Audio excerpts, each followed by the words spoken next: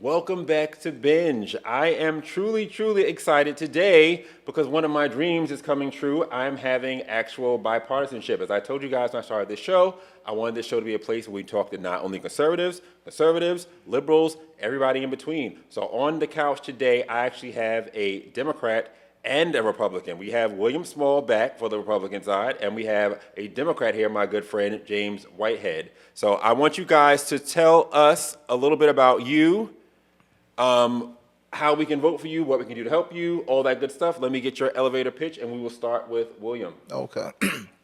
How you doing? William Small, candidate for U.S. Congress in Pennsylvania's 3rd District.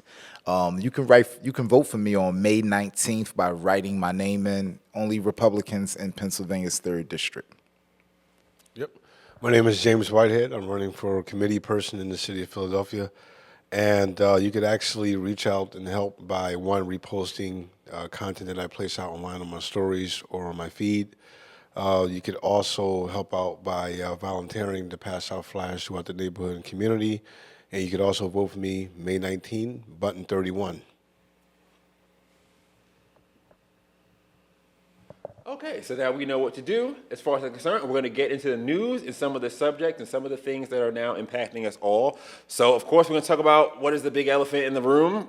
Trump, of course. So we're going to talk about Trump and this war that's still going on. So this war was supposed to be a couple days, then it was 4 weeks, then it was 6 weeks. Now, what are we going on, like the 10th week here, and we are still at war. So I want to start with a video of Trump boring the hell out of some kids, trying to explain to them what's going on with this war. We just broke every record, and now we're going to take a hit because we have to make a journey down to Iran to take the nuclear weapon. They would have had a nuclear weapon within 2 weeks. Remember, we sent that beautiful B-2 bomber in, and we blew up their nuclear potential. It was obliterated, for those that are not aware, and to a point where it would take them weeks to dig down, and we wouldn't let them dig down. We have our eyes on it all the time.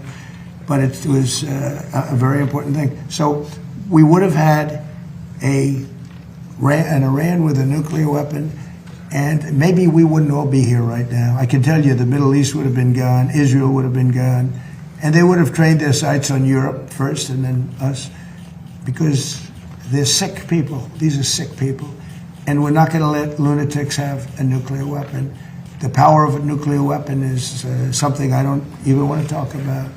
It's not going to happen. And we have beaten them badly. Yeah, as you can see, Donald Trump was boring the heck out them kids. They're sitting there like, Donald Trump, when you're finished, we go on, we want to play, like seriously. Yeah. So, and we'll have Marco Rubio, our Secretary of State, also speaking on the war. Okay. Everybody needs to think about it this way. If Iran had a nuclear weapon, and they decided to close the straits and make our gas prices like $9 a gallon or $8 a gallon, we wouldn't be able to do anything about it because they have a nuclear weapon. And a nuclear-armed Iran could do whatever the hell they want with the straits, and there's nothing anyone would be able to do about it. And that's one of the many reasons, apart from like the massive loss of life in a nuclear strike, why Iran can never have a nuclear weapon. Okay, so again, we're damaging our economy, gas prices going up crazy, all for the idea of Iran not having this nuclear weapon everybody's talking about. So what do you guys think about this? Like, what are we doing right now? So I understand the fear of Iran having a nuclear weapon, especially when you had, I forgot the person's name that stated that, his mission was divine to completely wipe out Israel. But I don't know if Iran is a threat to us in terms of, using nuclear weapons on us. All I know is that it's affecting my pockets every day, right? Like when I drive, so gas prices are going through the roof, food prices are going through the roof. The stock market is a roller coaster. It's up, then it's down, then it's up, then it's down. And that is all driven by what's going on in Iran and the straits being closed. I just hope that the Trump administration figures this out because it's hurting Americans all across the country. We're feeling it from even to consumer staples, like, when the trucks are dropping off, toilet paper and things like that. They gotta put the charge onto us, and we're going to feel it. And I'm not happy about it. Like, so I just want them to figure out what the hell is going on, because one day you're hearing we're ending the war with Iran, and Iran going back and saying, no, we're not. Then the stock market is going up, and then it's going down. And what was really interesting that I paid attention to was, I wanted to add this into there, was one, there was a trade that, so basically when Trump was stating that, hey, the war in Iran, we just come to a peace treaty to figure it all out, and the stock market shot up, and then Iran comes out and say, no, we're never gotten to the talks, and then Trump comes back on to, what's his True Social? There's a word for that. It's called lying. When Trump lies to Yeah. So we have a word for that. Yes. I don't know whether that's like a word known by everyone, but in the hood we call that lying. That's usually what that's called. But continue. Yeah. Absolutely, right? So it's like, lying, right? And then it does this little trickery with the stock market, and it's the prices are inflated based on what Trump is saying. But there was an interesting thing where there was a trade. It was a certain person that purchased a lot and then dumped it the very next day. Right. And that person probably made like a couple $1 million just off that trade alone. I think it was an article published by CNBC that talked about it, but I'm just paraphrasing it. I feel like it was Witkoff. Maybe is it Steve Witkoff? I'm not sure, but they were saying there were people in the administration, around the administration. Yeah. They say Witkoff, but I think I'm not 100% sure. I don't want to be 100% on that, but that basically were making trades and doing basically insider trading off of this, because the president's word can move markets. And that's why he's been lying about, we have a ceasefire. Oh, no, we don't. And the thing is that if Iran is obliterated, which, that was the first lie, if the nuclear was obliterated, then what are we doing here? Why are we doing this? And what is the point of this? You know what I mean? Right. I thought it was obliterated. So, William, what are you thinking about this and the war and the effects? Yeah. What I think the American people, we got a lot of security to worry about. We getting on one angle, we getting Iran and their nuclear program is a threat. On another angle, we got illegal immigrants coming into the country, taking resources away, taking jobs away. Yeah, way bigger threat. I think we need to. I think we need to worry about which threat is more important to us. Is Iran a threat? I have no idea. If Iran is a threat. The president says they're a threat.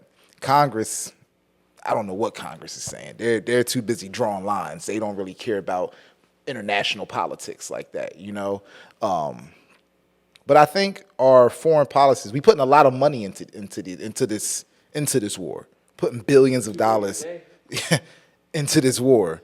And you know what's funny about that with the spending? I just find, and I'll say this to you as a Republican, because as Republicans we're always talking about spending. We don't want spending. We don't want welfare. We don't want all this stuff.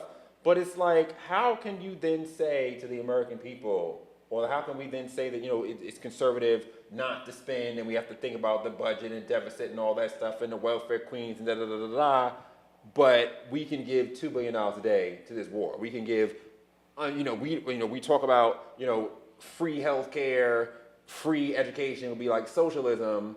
We don't have a wall, but we give money to Israel. Israel has free health care, free education, and they have a wall. We don't have any of those things. Exactly. So it's just like, why is it socialism when it's for us, but when it's for Israel, that's conservative? Like, I don't understand how that works. Our Congress doesn't have a backbone. Right. None of our congressional members have a backbone. They want to challenge it, during election time, but they're not going to challenge it outright. I would say our president doesn't have a backbone, because if we would go to Bibi and say, Bibi, we're not doing this anymore, this would all end. Speaking of Bibi, I do want to talk about this because, a lot of people, and I've been saying this, and people, to the MAGA people are very mad at me. So it's like, I already got the left already, want to kill me, I'm a coon, blah, blah. Now MAGA's mad at me because I'm talking about the war and whatever. And one of the points I always make is that it seems like every time Bibi Netanyahu goes to Congress, we always end up in some type of war. So Megyn Kelly actually put together a compilation of all of Bibi's visits to Congress. Let's take a look at that right quick. I just thought this was very interesting. Okay, so these are all the times that Bibi has gone to our Congress talking about, they've got nukes and they're going to blow us up next week. Okay, so this is every time. The United States can lead this vital international effort. to stop the nuclearization of terrorist states. But the deadline for attaining this goal is getting extremely close. And Iran, by the way, is also outpacing Iraq in the development of ballistic missile systems. Very close. They're 6 months away from being about 90% of having the enriched uranium for an atom bomb. From there, it's only a few months, possibly a few weeks. Enrich uranium for a nuclear bomb in short order, in a few weeks or a few months. They could do that unless that's changed. With this massive capacity, Iran could make the fuel for an entire nuclear arsenal, and this in a matter of weeks. Bibi Netanyahu, he comes to Congress, we get a war. And there's even been reporting that John Kerry was on with Jen Psaki on MSNBC, and he was talking about how Bibi came to them and the Obama administration about, you know, an Iran war and going to war with Iran, and they said no. But Trump has to be the lucky ducky of all the people who say no. Even Biden said no. Trump has to be the lucky ducky that says yes. So what is this about? What are we doing here? Well, again, Israel is a country, and they're allowed to protect themselves. Oh, and we have to say, Go ahead. you are Jewish. Yes, I am. Not that that's a thing, but again, I remember I was the anti-Semite, so clearly I'm like, have I oppressed you today? Yeah. You've been great. You've been great. I haven't made said you anything. feel away because of your Jewish religion. No. I have not shown hate toward you. No. I have not. You actually gave me a cup of apple juice. It's not spiked or anything. I had a cup of it already. There you go. And he's alive. So you go. I'm alive. So let's let the anti-Semitism. Can we just let that die, guys? For real, because I let it love die. Jewish people. I love everyone. I love. He's them good. all. He's good. Thank you. But anyway, continue. So what I wanted to say was Israel, right? They're a country just like any other country, right? And they have a right to protect their citizens. So when you hear things, people tend to forget that at one point, still at this point, I forgot the guy who stated that. He said his mission was fine, and it was to wipe Israel off the map.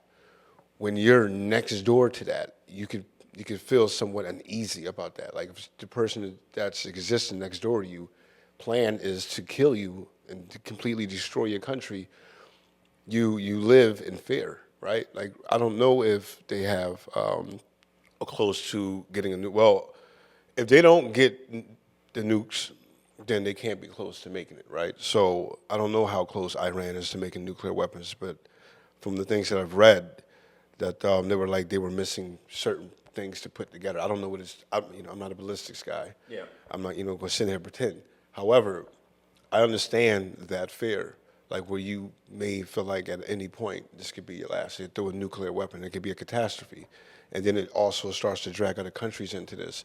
I don't want to see it get like that at all. But I do understand people who are in Israel that may say, hey, they said it. They're willing to like completely wipe us out. But see, but that goes to my issue because we see Bibi Netanyahu all these 6 times going to and having these going to Congress saying these things, whatever. But again, this is an existential threat for Israel. My whole point of this whole thing is that this is not a threat for us. I feel like that threat, the threat on the U.S. mainland, is manufactured by Bibi Netanyahu because Netanyahu wants to expand. These people are next, and I get all of that. I get all of that. But where does America having to put in $2 billion a day while our people suffer? Right. How does that connect? So, William, what do you think about that? Yeah, it doesn't make sense. As a former Marine, I think Israel needs to fight its own wars. You're Army too, right? Yeah, Army. Yeah, I'm American first. I'm America first. I think we all should be America first. And our politicians, it's like a fad now with these politicians to put every other country before Americans first. I hear what the brother right here said. They're living with that fear. Our military personnel don't want to go to another country and die. Yeah. They don't want to go to another country and defend another country when there's things going on in our country right now. I mean, we have chants going around, death to America, that we've been hearing for decades. North Korea and all these other countries, people coming inside this country, committing acts. We got school shootings. So we got things to fear about in this country right now. Whatever Israel is going through, whatever Bibi is going through, and his prerogative with the Middle Eastern countries, Lebanon, Jordan, Egypt, Palestine, I think he needs to figure that out. I think the Zionist organization needs to figure that out, and I truly think our Congress needs to grow a backbone and stop funding these wars, because we can blame it on the president, but Congress has a say in it also. Absolutely. And if we look at it right now, many people are blaming it on the president, because if we look at the graphic that I have on the screen here, and we're looking at Trump's approval rating right now. Let me make this a little bit bigger. Trump's handling on the cost of living. This is via MSNBC, or MS Now. It's called MS Now. Now, disapproval rate of 76%. His approval is only 23% on cost of living. And remember, this is the president that was elected on being a businessman, Right. on knowing about the economy, and all that stuff. This is what he was elected on. Right. And look at those numbers. They're terrible. Like he's literally throwing his whole presidency away over this. And then there was another tweet that somebody had put up. Let me put this up here. Of these gas prices. Look at this. This is from Owen Schroyer. Hold on, let me open that up here. And it says, all this to stop a nuke that didn't exist and open a strait that wasn't closed. Yeah. Where's the lie? Like at the end of the day, I ask all the MAGA people who can't stand me right now and they hate me and I'm a bad person and yada yada yada yada. But I mean, I ask them, is America better today than it was on February 27th? Real question. I don't think it is. No. I don't think it is. Absolutely. I mean, I don't. And I don't think, and look, again, the idea of Iran could get a nuclear weapon, okay, if it was the fifth, we'd all be drunk. You know what I mean? What does that mean? China has nuclear weapons. Russia has nuclear. Many of our enemies have nuclear weapons. And what I always say about this whole thing with Iran, everybody says, well, we have to stop them a nuclear weapon. First of all, who are we even talking to? Because we've killed all these random people. We don't even know who's left as far as like the Ayatollah and whatever, whoever's running the government. We don't even know who those people are. So are we even talking to the right people at this point? And then let's just say that Iran did. This is the scenario I always give. If Iran had, let's say they did. Let's say they had a nuclear tip ICBM. Let's just say they had that. Okay, if they launched this weapon, it would have to fly over at least 4,000 to 5,000 miles of open ocean to get here. Yeah. So are we not intersecting that, or like? Yeah, if we we're can't safe. Intersect that, then throw the whole army away. Right. So I just feel like that, and that's why I showed the video. I just feel like the emergency of it all. We got to do this now. Got to do this. It's manufactured because that's to Israel's benefit. Not saying that I hate Israel, that I'm anti-Semitic, anything like that. But Israel is Israeling. They're doing what's to their benefit, which any country would do. I mean, I'm not mad at them for that. I'm not mad at Israel. They're quite smart to me. For a country of 9 million people the size of New Jersey to be walking us around like a dog on a leash, Right. they're pretty brilliant. You know what I mean? So definitely not a hater. You know what I'm saying? But as an American, this ain't it for us. Like, it's not it. And I look at for Trump, I feel like these people are delusional. All they keep saying is this talking point about I ran a nuclear weapon. Like, sir, Trump, do you not see that your presidency is falling down the toilet? Disapproval is crazy. These midterms are coming. We want, now obviously, I don't want this to affect you, William, but it does affect Republicans down the line. But now Republicans are like, you know what, screw this. I mean, what's the point of voting? We get the same thing anyway. I'm just going to stay home. You know what I mean? It depresses turnout. Absolutely. I also believe that it's the reputation of America being the police of the world, right? Like, we've been doing that for so long. So Israel's like, well, we're going to take it, we're going to go to America for help, because a lot of countries have been doing that for a while. You think about it, like, that was us, police people of the world. If a country is going to war or they're in trouble, we're there to the rescue, right? So some people may look at it and go like, why now that it's Israel? Why can't, because you're policing for all the other countries, but why stop there? So I had a friend that asked me that, and also just I had no answer for that. For clarification, people that are involved, like the IDF and things of that nature. Yes. So I have people that know people from the IDF, like on my couch. So again, not anti-Semitic. Anyway, go ahead. Yeah. So it was like no. Back to what I was saying. It was almost like, well, America has this way of sticking its nose in other people's business. Being the police of the world, and they're looking at it going, all right, so we have a problem in Iran and Israel. And you see the same thing happen with Ukraine and Russia, right? Like, we're there policing that. We're there policing this. We're going from North and South Vietnam. So what I'm saying is, why, like my friend asked me, why is it a big problem when Israel do it, when you guys are, America is policing other countries and their war with Ukraine and Russia? Well, I don't like any of it. And even with Ukraine and Russia, that also brought up, gas prices. And what makes me so upset with Trump, now that you mentioned that, is that Trump was supposed to, when Trump ran, he was supposed to be the opposite of that. He said, I'll solve the Ukraine war in 2 days, and I won't go no new wars, and low gas prices, all that. So, I mean, all of it's bad. I don't have like a preference for like this war is bad, that war. All the war is bullshit. As far as I'm concerned. I don't want to see it at all anyway. From the American people, and we should not be the police officer for anybody at that point, because really, if we want to get technical, we look at Congress, whatever.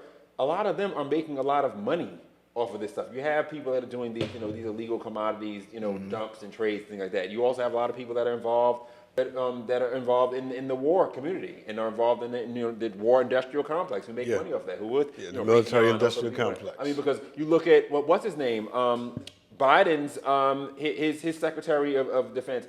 By the way, again, Mag's gonna hate me for this. I don't like this Secretary of War thing. I think that it should go back to being called Secretary of Defense. I mean, it should be the Department of Defense. Department of War to me seems like we're now out there starting wars. That was Pete Haskell's idea. I don't like that idea. I think that it should be Department of Defense. We should go back to DOD. DOW seems like we're just like this war-starting country, which I guess that's what we are right now, and I don't like it. So, again, there's that. But, again, Trump ran on us stopping this and not doing this anymore. That's why I'm so pissed at him and why I keep railing at him over this, because if we were going to do this, you should have ran on, well, I might do a war with Iran. And then we would give us all as American people, the opportunity to vote on whether that's what we wanted or not. Right. This is very much like a bait and switch, because you're supposed to be the peace brother. Just right before this started, I'm the president of peace. I stopped 8 wars. Then you just he said that. Other random one, like what the, and mind you, the 8 when he stopped. And here we are. It's like the freaking, I don't know, some African country or something, like shit that does not affect us at all, that nobody even knew about or could point out on the map. Random little, I stopped the war with Armenia and somebody else, Belarus, somebody, I don't know. You know what I mean? Who cares? But this is a war that actually affects us. And then you go and you start this. And there are so many people that are in the MAGA movement or that are like delusional, this isn't a war. Then what the hell is it? People are dying. Right. We're using our munitions. We're paying $2 billion a day.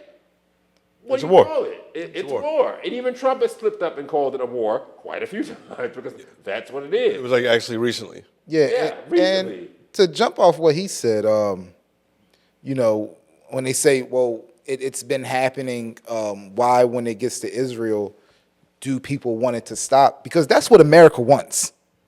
That's what we get elected for. We don't get elected to protect this country, protect this religion. We get elected to do what our constituents want. And right now, the people are saying, if Israel can start wars with their neighbor in Palestine, if Israel can go there and start wars with Iran, if Israel can go there and start conflicts with Jordan, why do you need the most deadly and dangerous military in the world? Why are you throwing rocks and hiding your hand? If you need the most deadly, the most dangerous military in the world for all of these conflicts, maybe you should stop starting conflicts. Plain and simple. If you have 9 million people and you're just as big as New Jersey, it would behoove you to not start conflicts with all these countries who were there prior to you even being there. Now, this is real, because America is spending a lot of money on this. Our schools are failing. Taxes are high, gas is high, property values are high, and the taxes on the property values, a lot of people can't even afford that.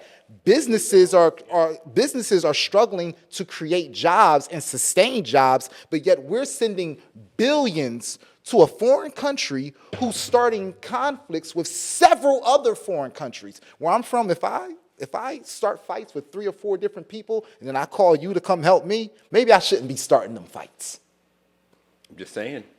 And you know, that country the size of New Jersey, I think the big problem, the problem nobody wants to talk about, is that country size New Jersey wants to be the size of, you know, Alaska. And Yes. that's the issue. The issue is the expansion. The issue that's going to cause problems with your neighbors. And my thing is, I don't care if that's what Israel wants to do. I don't really, like I said, I'm not an Israel-Palestine guy. Free Palestine, whatever. I mean, I guess, whatever. I don't know. It's not really my concern. My concern is when it gets America involved. All y'all other countries can do whatever the hell y'all want to do. Even with Iran, like how we're like, we can't stop Iran. Whatever Iran want to do with Iran, it's fine. I don't really have an issue with that. That's their country. That's even my issue with what we're talking about with this Iran having a nuclear weapon, whatever. These people are a sovereign country. So the idea that Trump trying to sell that Iran is going to just say, we bow down before you, oh America and Israel, we will do what you say. That's not happening. We've seen months after months. I don't care how much stuff they blow up. If Iran is even the threat of Iran putting mines in the Strait of Hormuz, people are not going to use Strait of Hormuz. That's all Iran got to do. Like, we have to do all this stuff with the bombing and $2 billion a day. All Iran got to do is say, well, we put mines in there, so I would suggest you not going there. And the whole economy of the world stops. And the thing is, how are they going to stop this from continuing? Because, I mean, the only way you really can stop them getting nuclear weapons, either you're going to just nuke the whole place and kill 90 million people. We're not going to do that. Or you do it with diplomacy. But what diplomacy can we have? We already killed the Ayatollah. Like, we killed like 50 or so. Like, these people, they don't want to hear from it. They don't trust us. You know, and this is not me. I'm stealing for Iran. I don't really give a damn about Iran. I'm just honest. If somebody killed 50 of your people, and they say, well, let's come to a peace treaty. Fuck you. You're not going to come to a peace treaty with these people. You know what I mean? It'd be very difficult to do. So I just feel like they're not being honest with us, and they think that Iran's going to just lay down and just let us do what. That's not happening. There's no evidence of this. I don't see this happening. I don't see this, and I keep every other day, Trump, I honestly, I was going to show a true social tweet. I can't even keep up with them, because every day there's something different. It's like, there's a ceasefire, then there's not a ceasefire, then we're doing this. I can't even keep up with this crap anymore. But all I do know is that these gas prices are going up every day. Like, I drive a very economical car. I don't drive some big gas guzzling, whatever. I normally fill up my car before. It's like $28. My car gets like 11, 12 gallons. You know what I mean? It's like $28. Yeah, like 60 now? 60, 50? Yeah, over $50. I do want to That's say, though, crazy. I think the president has a plan, though. I do want to say that. I What think do you think it is? Somebody tell me the plan. I've been waiting for the shit. Somebody tell me. I don't know what they the just plan say, "Oh, you're stupid, and you're a Democrat, and you." No. Okay, like, and it's like, okay, like I get it from both sides. I get the left calling me a coon, then the right is saying that I'm a wokey. So it's like, what the fuck am I? Like you know, right. what is it? You know what I mean? Like, please, someone, tell me the plan. I hope the president, you know, as American citizens. Does he have concepts of a plan? Remember that during the debate with Let's not Kamala? bring that up. Let's not bring that up. Concepts of a plan. But even having concepts of a plan with a sensitive subject like healthcare, you know what I mean? When you're running, you have these concepts. You don't want to say, well, this is my plan, and then What's ever happened with that healthcare, by the way? Just, you know, putting it out there. Well, maybe there wasn't anything better to replace it. But wanting our president to fail, in all actuality, we fail. Oh, I don't want him to fail. No, I know you don't. I know you don't. But a lot of people, and it's become the thing right now. America shouldn't do this. Americans shouldn't do that. We're American. What do you mean? America will go get bombed. If America gets bombed, you get bombed. We don't want bad things to happen to us. So I'm hoping the president has a plan. I trust and believe that the Trump administration has a plan, and it's going to be good. He got the concepts of a plan. That's all I'm saying. Like, at the end of the day, like, this is looking crazy, and I just feel like I'm sick of them gaslighting us. I'm sick of Marco Rubio and Hegseth some awesome, you know, like, for the other day. Should put the video up. There was a video of Hegseth basically being embarrassed in a congressional hearing because, you know, one of your people, Ro Khanna, was asking him about, you know, do you know how much this war costs? And he's just like, well, Iran gotta have a nuclear weapon. Shut the fuck up. Nobody cares. At this point, I don't give a fuck about this nuclear weapon. If I can't afford gas, and mind you, okay, yes, I personally am in a good place. I can afford to pay double for gas. It's not going to kill me. I'm not going to be like homeless and die. Okay, me. Okay, fine. But there are millions of people. And even me, when I used to do Uber and live in my car and shit like that not too many years ago, where that would be like, oh shit, you know what I mean? Like, double fucking gas prices? Like, that's taking food from somebody's table. That's taking Yes. an opportunity. Or even if you want to look at it, in a bigger sense, that's money that could have went in somebody's 401k savings account, whatever. If we look at compound interest or whatever, this could be like thousands of dollars for people Yeah, over we're the losing course across of the time. board. Like even when the stock market plunges, based off of this war with Iran, people 401ks are affected. So people are affected all across the board. Like me, I write a financial statement, right? And currently, right now, I'm over $200 is spending more on my budget on gas. So what happens is I have to like do this thing called sacrifice spending, right? Like I can't do this. So I got to pull away from paying for this to pay for that, right? Like I like to go out to eat, right? Like travel, entertainment, leisure, that Right. sort of thing. Now I have to like prioritize, like, you know what, I need to get around. So I gotta like sacrifice that part of spending and send it over into the gas. And they try to say this thing about, temporary sacrifice. We shouldn't have to sacrifice it all. Sorry, it's not- we shouldn't have to sacrifice it all for these people. And this is not our country. This is not our fight. And again, if Iran was going to do some shit here, we would intersect that shit and we'd bomb the hell out of them. You know Yes, what I mean? absolutely. But this is not our war. And I feel like everybody is trying to act like that's crazy to say. Like, no, this is for America. No, it's not. Like, we need to be honest. This is for Israel. It is what it is. Israel's their neighbor. They're not our neighbor. The Iran cannot touch us the way they can touch them, and they have been touching them because what they're not showing too, Israel's getting bombed a lot. They've been bombed quite a lot in like Tel Aviv and things like that. And I always wanted to go to the Holy Land. It's always been a thing I want to do, growing up Christian, whatever. But it's like now at this point, I don't even want to go. Like I'm good, y'all bugging. Like and the thing is, thankfully a lot of the bombing has not been happening in Jerusalem, but all of those holy sites there, they're all in danger. Yeah. Of something happening to them with some random bomb, and these are irreplaceable, religious historic sites that I'd rather not be bombed to pieces, and I feel like for me, and this is just me, I personally feel like Israel has not been a good steward of the Holy Land, because if you're gonna be the steward of all these holy things for Christians, Jews, Muslims, whatever. How about not being in conflict with everybody to the point the bombs are flying over all this holy stuff? Like, can we please preserve this stuff? Right. Like, I just don't understand why. And I mean, obviously, you're not representative for Israel. You're American, Jewish person, whatever. But I don't understand why Israel can't just be happy with the land that they have. I don't understand why we have to do all this stuff for expansion. I don't get it. You have a country. I've never been, but I'm sure it's very nice. They say it's like Miami, Tel Aviv, and things. Why are we not satisfied with that? Why are we getting to this whole quagmire where we're getting the whole world involved in this, and we're all, and Americans are suffering? There should not be an American having to pay anything extra for gas for this. And they're trying to say like it's paying for the future. What future are we getting exactly? Like, because what I'm not seeing is how this shit ends. Where is the end? Yeah, right. Where is the end? We're getting ceasefire. Like, what is the end of this? Because it seems to me that the only end would be Iran totally just laying all the way down, just saying, just do whatever you want, America, Israel, just take control of us. We're not sovereign anymore. Or nuking them to death. And then they're charging tolls for the Hormuz, so they're going to stop collecting them tolls. They're getting, what, $2 million a boat? They're going to just stop doing that? Really? For us? Why? What would be the point of that?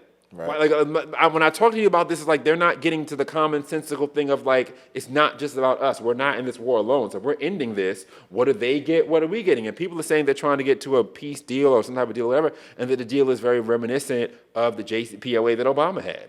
So it's like, if we're going back to the same deal that we already had, Right. what was the point of this? Right. What are we doing here? Like, it just doesn't make any sense. So how do you guys think this thing ends at all? Hopefully it ends soon, because, Yeah, I think it's. I feel like temporarily it's nearing its end. I have faith that it's going to near its end. And this, my guy right here said, hopefully Trump has a plan, not just pieces to a plan, or concept of a plan. Like, actually have a plan to figure this out, because I don't want to see anyone die. I don't want to see the country go further into debt. I don't want to see our cost of living go up any higher. I think that, like I said, I think that it's coming to its end. I think that because even when they were saying that they were dumping oil. Iran was like dumping oil out because something about once you unplug something. I don't know a lot about the oil, but I'm just going to paraphrase from what I was reading in the article. as much as it hurts the oil not being able to pass through the straits, it hurts Iran very much. Yeah. And I read that somewhere, and basically puts pressure on Iran because something about the oil can't cap the oil once it's drilled into the ground. Yeah. And they have to like figure out ways to get rid of it because it's something, not yeah. going out fast enough, right? So the volume that's being pumped out is not reaching its demand. And what happens when all that oil sits? It becomes useless, and then they have to find ways to get rid of it. So then they said something about they dumped the oil in the water. And then, of course, it's marine life, right? So this thing is getting way out of hand. They got to figure this out because it is affecting everybody. Nobody can't live peaceful in the Middle East. People are, you start to gravitate and pull like a planet. You start pulling other countries into this mess. And it becomes much more than just about Iran and Israel. When you go to the synagogue, 'cause like I said, we were talking about the different sects of Jews that are. When you go to synagogue, what are they saying? Like, are they because the black church is quite political. If you go into these charlatans like Jamal Bryant, they always got something to say about the president, whatever. I don't know how does synagogue work like that. Are they speaking of these things, or are they just stick straight to the synagogal stuff?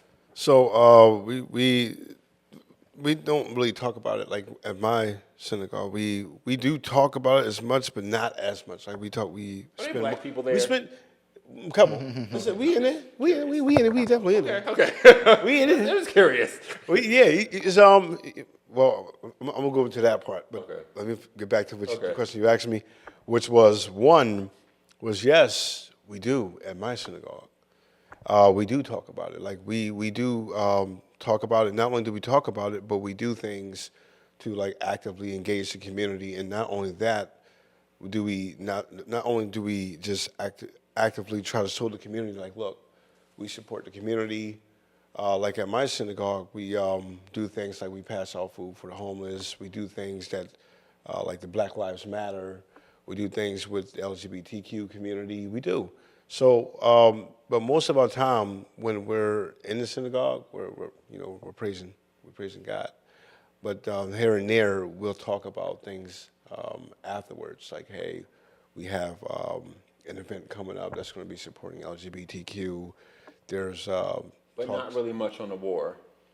yeah, I mean, we talk about that part, but not as much. It's because we can't do nothing. Right? We're not Israeli's government, but we. Do you find that there are Jewish people who don't agree with what Netanyahu is doing?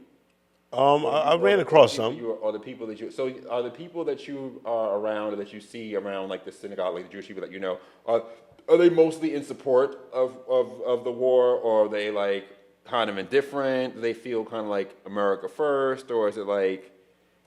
Well, so it's completely right. So you have Jews, the Jews that I've experienced, that I've came around, my people. The ones that I experienced, they don't really say too much about it. Okay. Because they don't want to be looked at in a certain way. What way would that be? Like, how can I say? They don't like. So basically, like a lot of my friends, who my Jewish friends, they like have a fear of saying certain things because they feel like they're going to be attacked or canceled or hurt. So they some of them don't wear the yarmulkes on their head, or they don't talk about certain matters, or they try to hide from being Jewish because they have a fear that they might get hurt for just being that. Yeah, absolutely. Okay. So they tend to not talk about it because you know how everyone says, right? Like politics, money, and religion is something you just don't talk about it because it can go to 10, right? Okay. So a lot of people tend to not talk about that because of those reasons, because how close it is to some people's heart, like their money, their religion, and they live in fear. They don't really talk about it. But the ones that do talk about it, it's a 50-50 split. Some of them agree, and then some of them don't necessarily agree. But everyone believes that Israel has a right to protect itself, which it does. But that's something that me and my friends do agree on. Like, I mean, I think Israel has a right to protect itself. I think Israel has a right to exist, but I think every other country has a right to exist. They just don't have the right to use our money to protect themselves. But they can protect themselves all they want. They can do whatever the hell they want to do. I'm not a hater. You know what I mean? As far as whatever you want to do that. It's just that when they involve us and they're passing laws saying that you can't speak against Israel and those in our Congress and stuff like. That's nuts to me. That's the problem. Here's the question: if they came to you, because you're actually going to be elected into the U.S. Congress, so if they came to you and was like, especially because you're on the Republican side, so they come to you and be like, "Yo, we got this bill right here, where you talk anything about Israel, you're going to jail or whatever it is they're doing. You're canceled, whatever." What would you do with that bill? How would you vote no? This is America. Freedom of speech, freedom of religion, freedom of press. It has to be America first. Listen, the reality of it is people are dying on both sides. Israel, Iran, Palestine. Innocent people are dying. No one wants to die. No one that I know that has engaged in war likes war. And I'm not talking about people on the sideline. I'm talking about people who actually fought. No one who's actually fought in war likes war.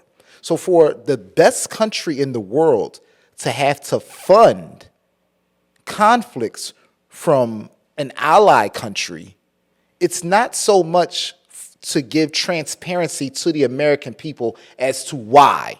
Why do we have to give all this money? Why do we have to send our children? Why do we have to engage? Why?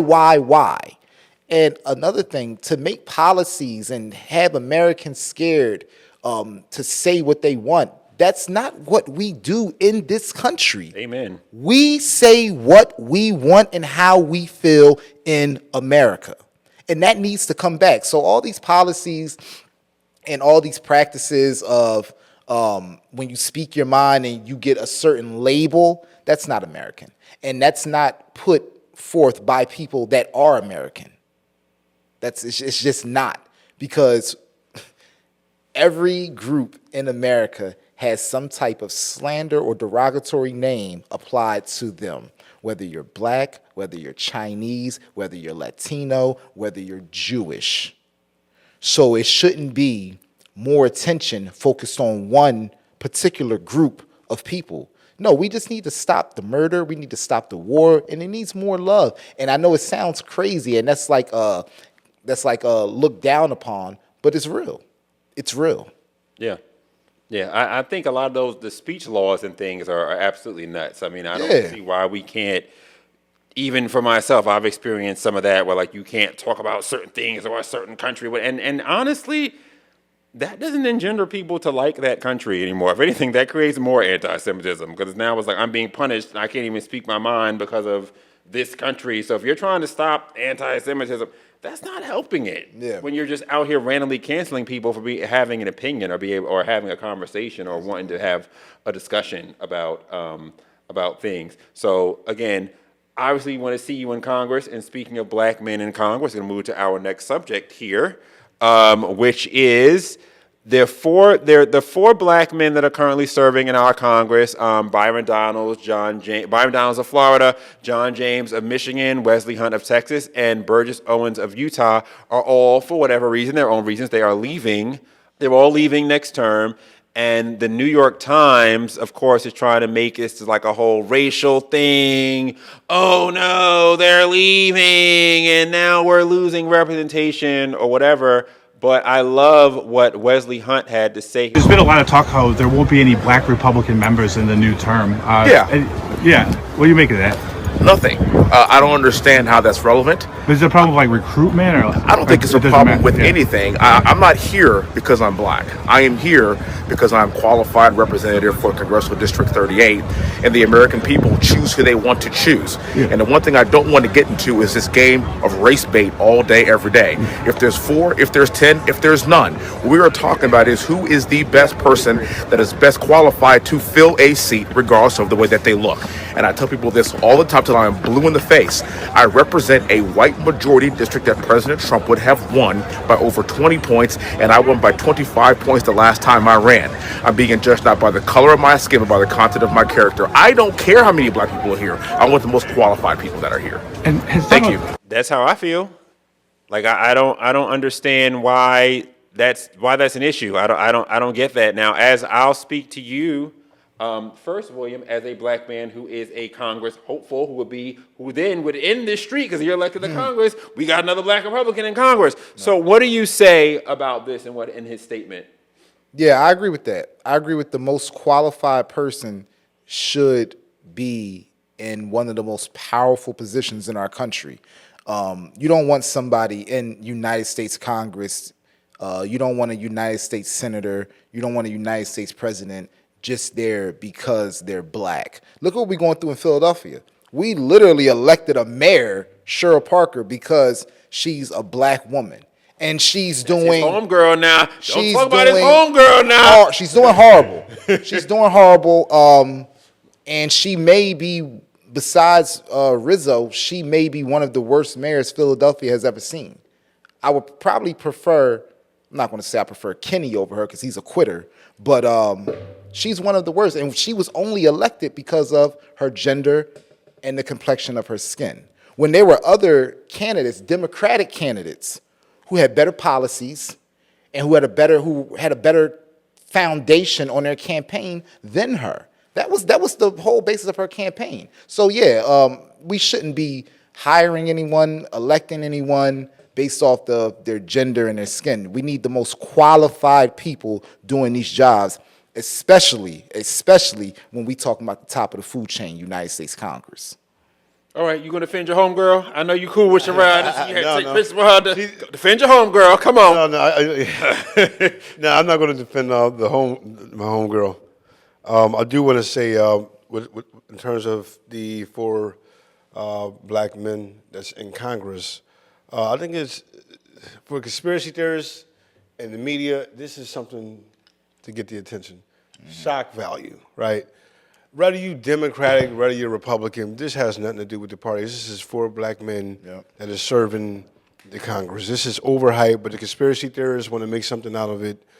In media, the conspiracy theorists make something out of it. The media wants to create it as if this, like, the Republican Party in Congress is getting rid of all the black people in there. No, they're all going off to go do other things. Right? Yeah, like Trump's getting rid of them and the force falling, right? No, like, look, if you look, Wesley Hunt may be on the verge of coming back. The last article I read said that he's going to rerun in 2028. And Byron Donalds is going for governor. Right, they're actually all going to different, or just to give like what they're actually doing. Byron Donalds is running for governor. John James is running for governor. Byron Donalds in Florida. John James running for governor in Michigan.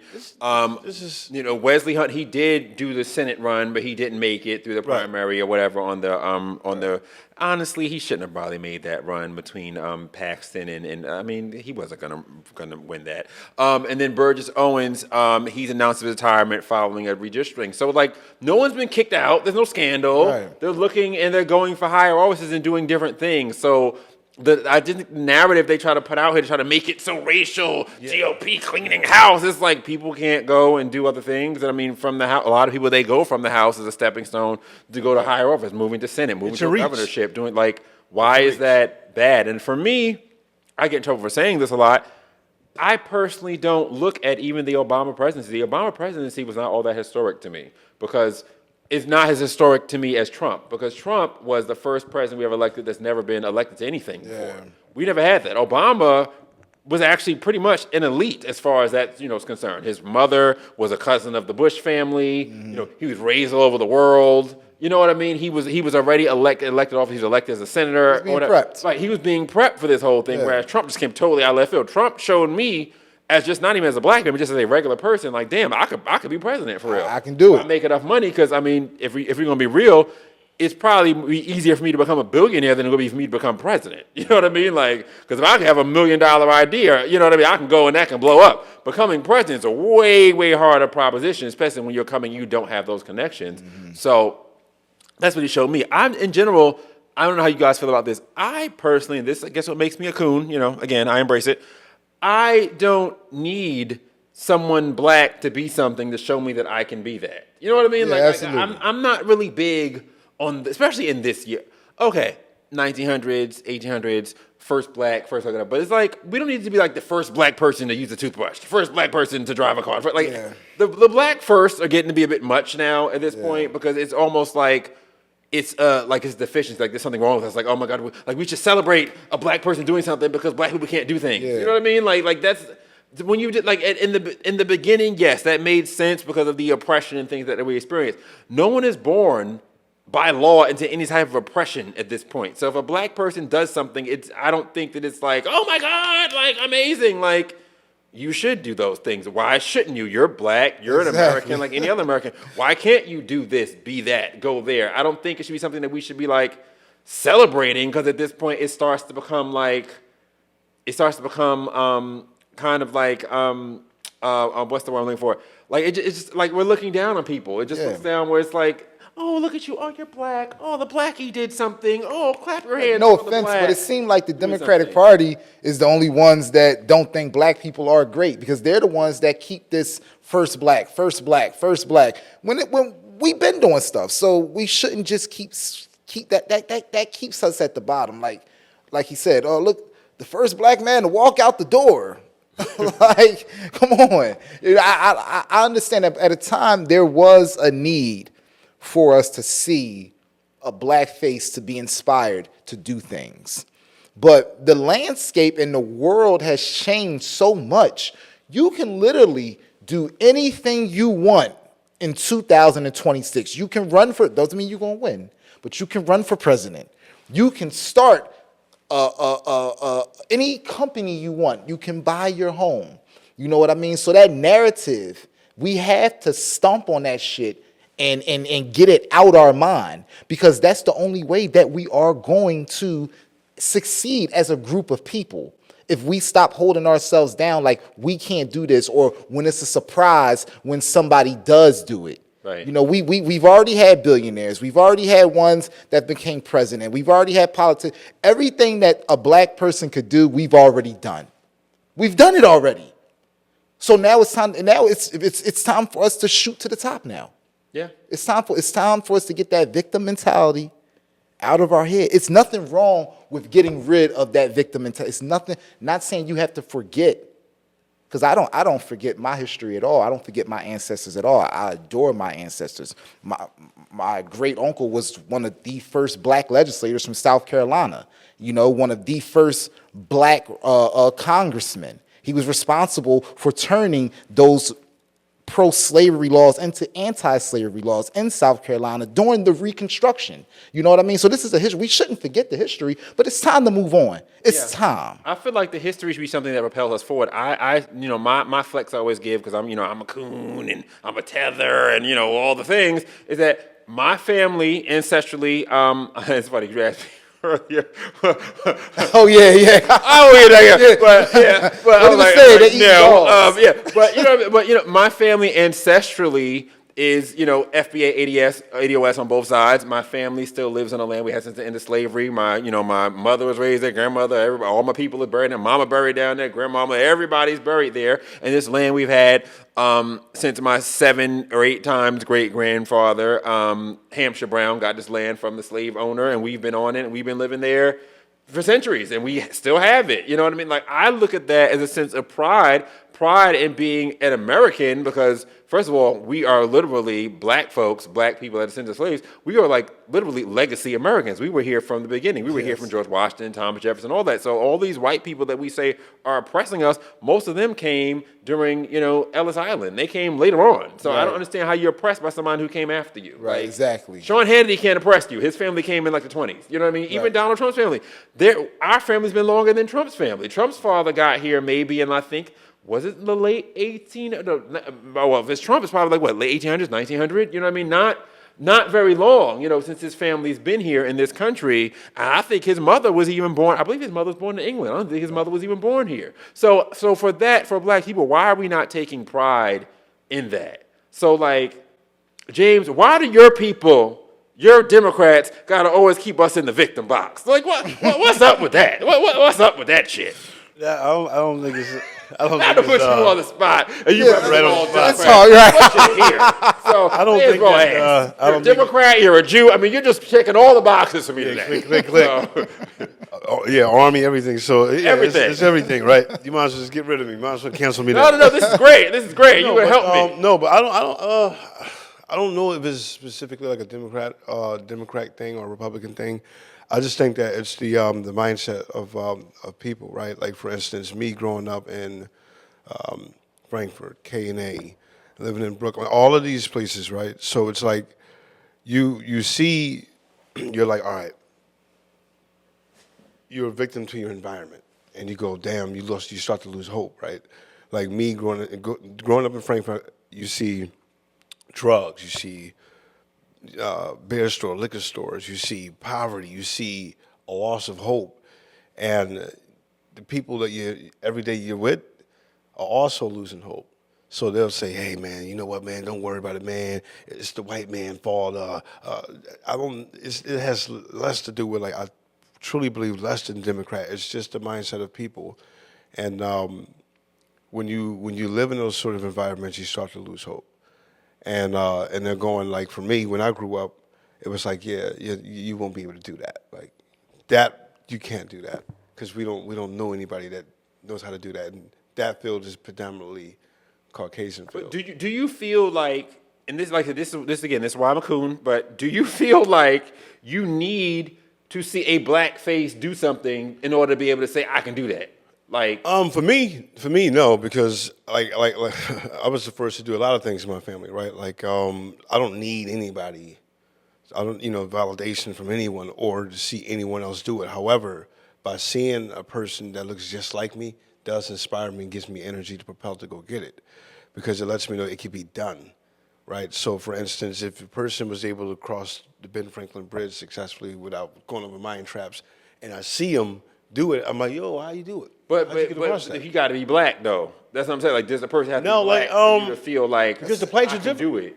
All right, so it depends. For instance, some fields are predominantly white, Caucasian, and for me now, I'm not going through it but people back in the day did. Like what he was saying, just to figure out what he was saying back then, like his family during the Reconstruction era, his family had a large part to do with reconstructing that. But back to what he was saying. We were slaves too, but that's just not the whole history. Right. That ain't everything. Right. You know what I Right. mean? What he was saying, like, I feel the same way in terms of that when it comes to, all right, today is a different time. Today is a way different time. There should be no excuse.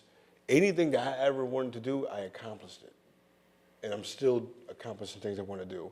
There was no one holding me back. I truly believe like having a victim mindset traps your mind.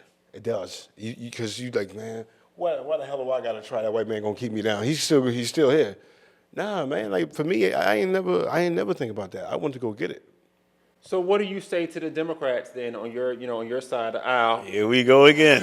What do you say to the Democrats who say that white supremacy is the biggest thing? Now, mind you, they all got white husbands, most of them, who saying this again. But white supremacy is the biggest threat to America, and black people can't do things because the white man's going to stop them. Who's saying that? Ayla Stanford. Ayla Stanford literally just called ICE a white supremacist paramilitary organization that can't be redeemed and needs to be phased out. This is another thing y'all do too. Y'all always got to try to put ICE and shit and put that shit with the black experience. That ain't got nothing to do with black folks. Them ICE people, they ain't got nothing to do with Ironically, ICE, they got black ICE agents. They have Spanish ICE agents. Democrats in general, they always want to call like ICE, like this Ayla chick wants to call ICE a paramilitary force, a white supremacy, and it's like, no, they're getting illegals. Like, and illegal and black, because again, going back to what we were just talking about, black people are legacy Americans. Ain't nothing illegal about. We can't be illegal if we tried. Because we were here before there were even laws, before there was any of that, before there wasn't America. We were here, so we can't be illegal if we tried. So why is it that the Democrat Party, and obviously you can't answer for every Democrat in the world, but you're here, so I got to use you. You're here, okay? You had the courage, and we thank you for coming, because no other Democrat, I talk about another Democrat I invited who was scared to be canceled wouldn't come. So I'm glad you're here. I'm afraid of nothing. Good, we like that. So what I'm saying is, why is it that they're always pushing that ICE and that illegal immigration, they're always trying to meld it in with black folk stuff. I know why they do it, but I'd like to hear from a Democrat as So to, what do you think? What do you think it is? Pandering?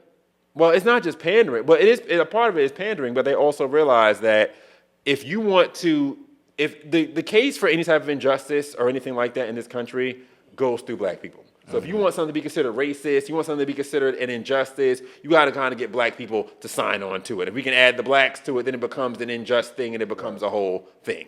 And that's why they always try to have to get black people to get involved in these little anti-ICE, anything that they want to do that's anti, they got to throw the blacks in. They don't do anything for the blacks, no reparations for the blacks, none of that, no actual movement or help for the blacks, but we got to throw black people in to make it like this is an injustice thing because the original sin of America is slavery. So if we got to wrap everything back up into that.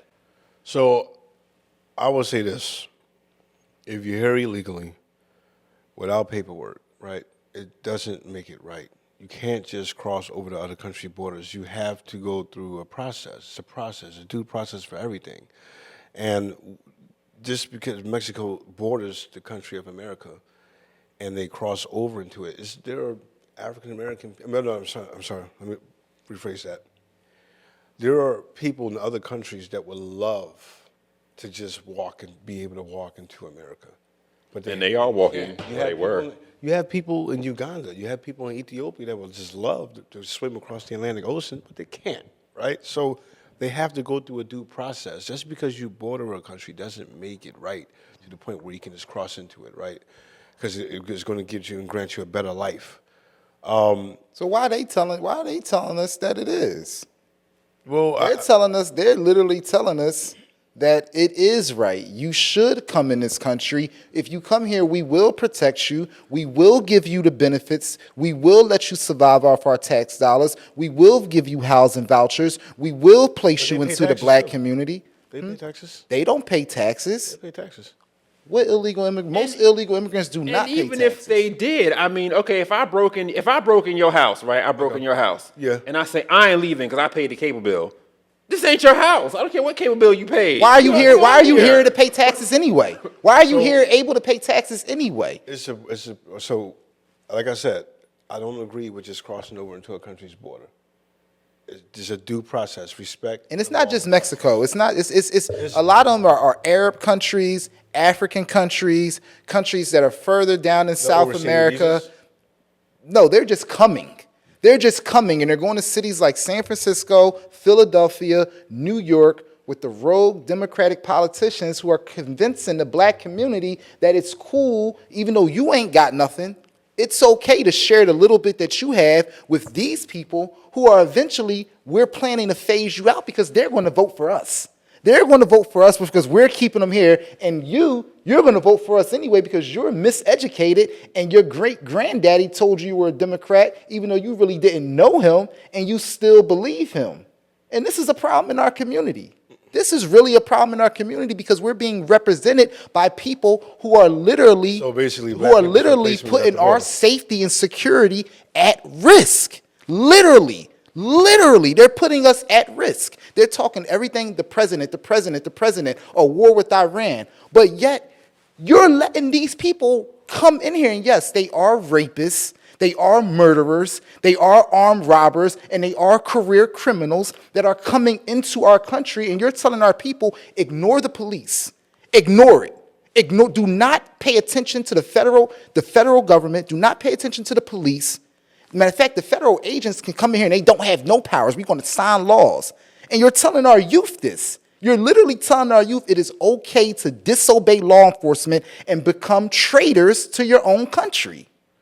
Well, I can't say in the city of Philadelphia, right, we're a safe haven. Literally in the city of Philadelphia. Yeah, city of Philadelphia, safe haven city. The statistics don't prove that. Which is a law created by traitors. Safe Haven City is a legislation created by traitors. But statistically proven that the people that are coming in, like people that came into Philadelphia, I can't speak across the entire America, but statistics don't prove that the Mexicans that came over to the city have created enough crime. Not just Mexicans. If you look at the city of Philadelphia, 95% of the smoke shops that sell weed, fentanyl-laced weed, and some of them are selling pills right now, they are illegal immigrants coming from Arab countries like Jordan, Yemen, and other Arab countries. Illegal immigrants. They are not documented, they are not legal, they are not paying taxes. You have a smoke shop on Germantown Avenue in Shelton right now that is clocking $10,000 a day, tax-free off illegal goods that we have been incarcerated for decades and still get incarcerated for selling. But because they can come here illegally, open up a business and sell these goods, our public officials who are 99% Democrat says we do not care. We're going to lock you up if you sell it, but we won't lock them up. We'll continue to let them operate their business, and we're going to create laws that says ICE out so they can't get sent back to their country.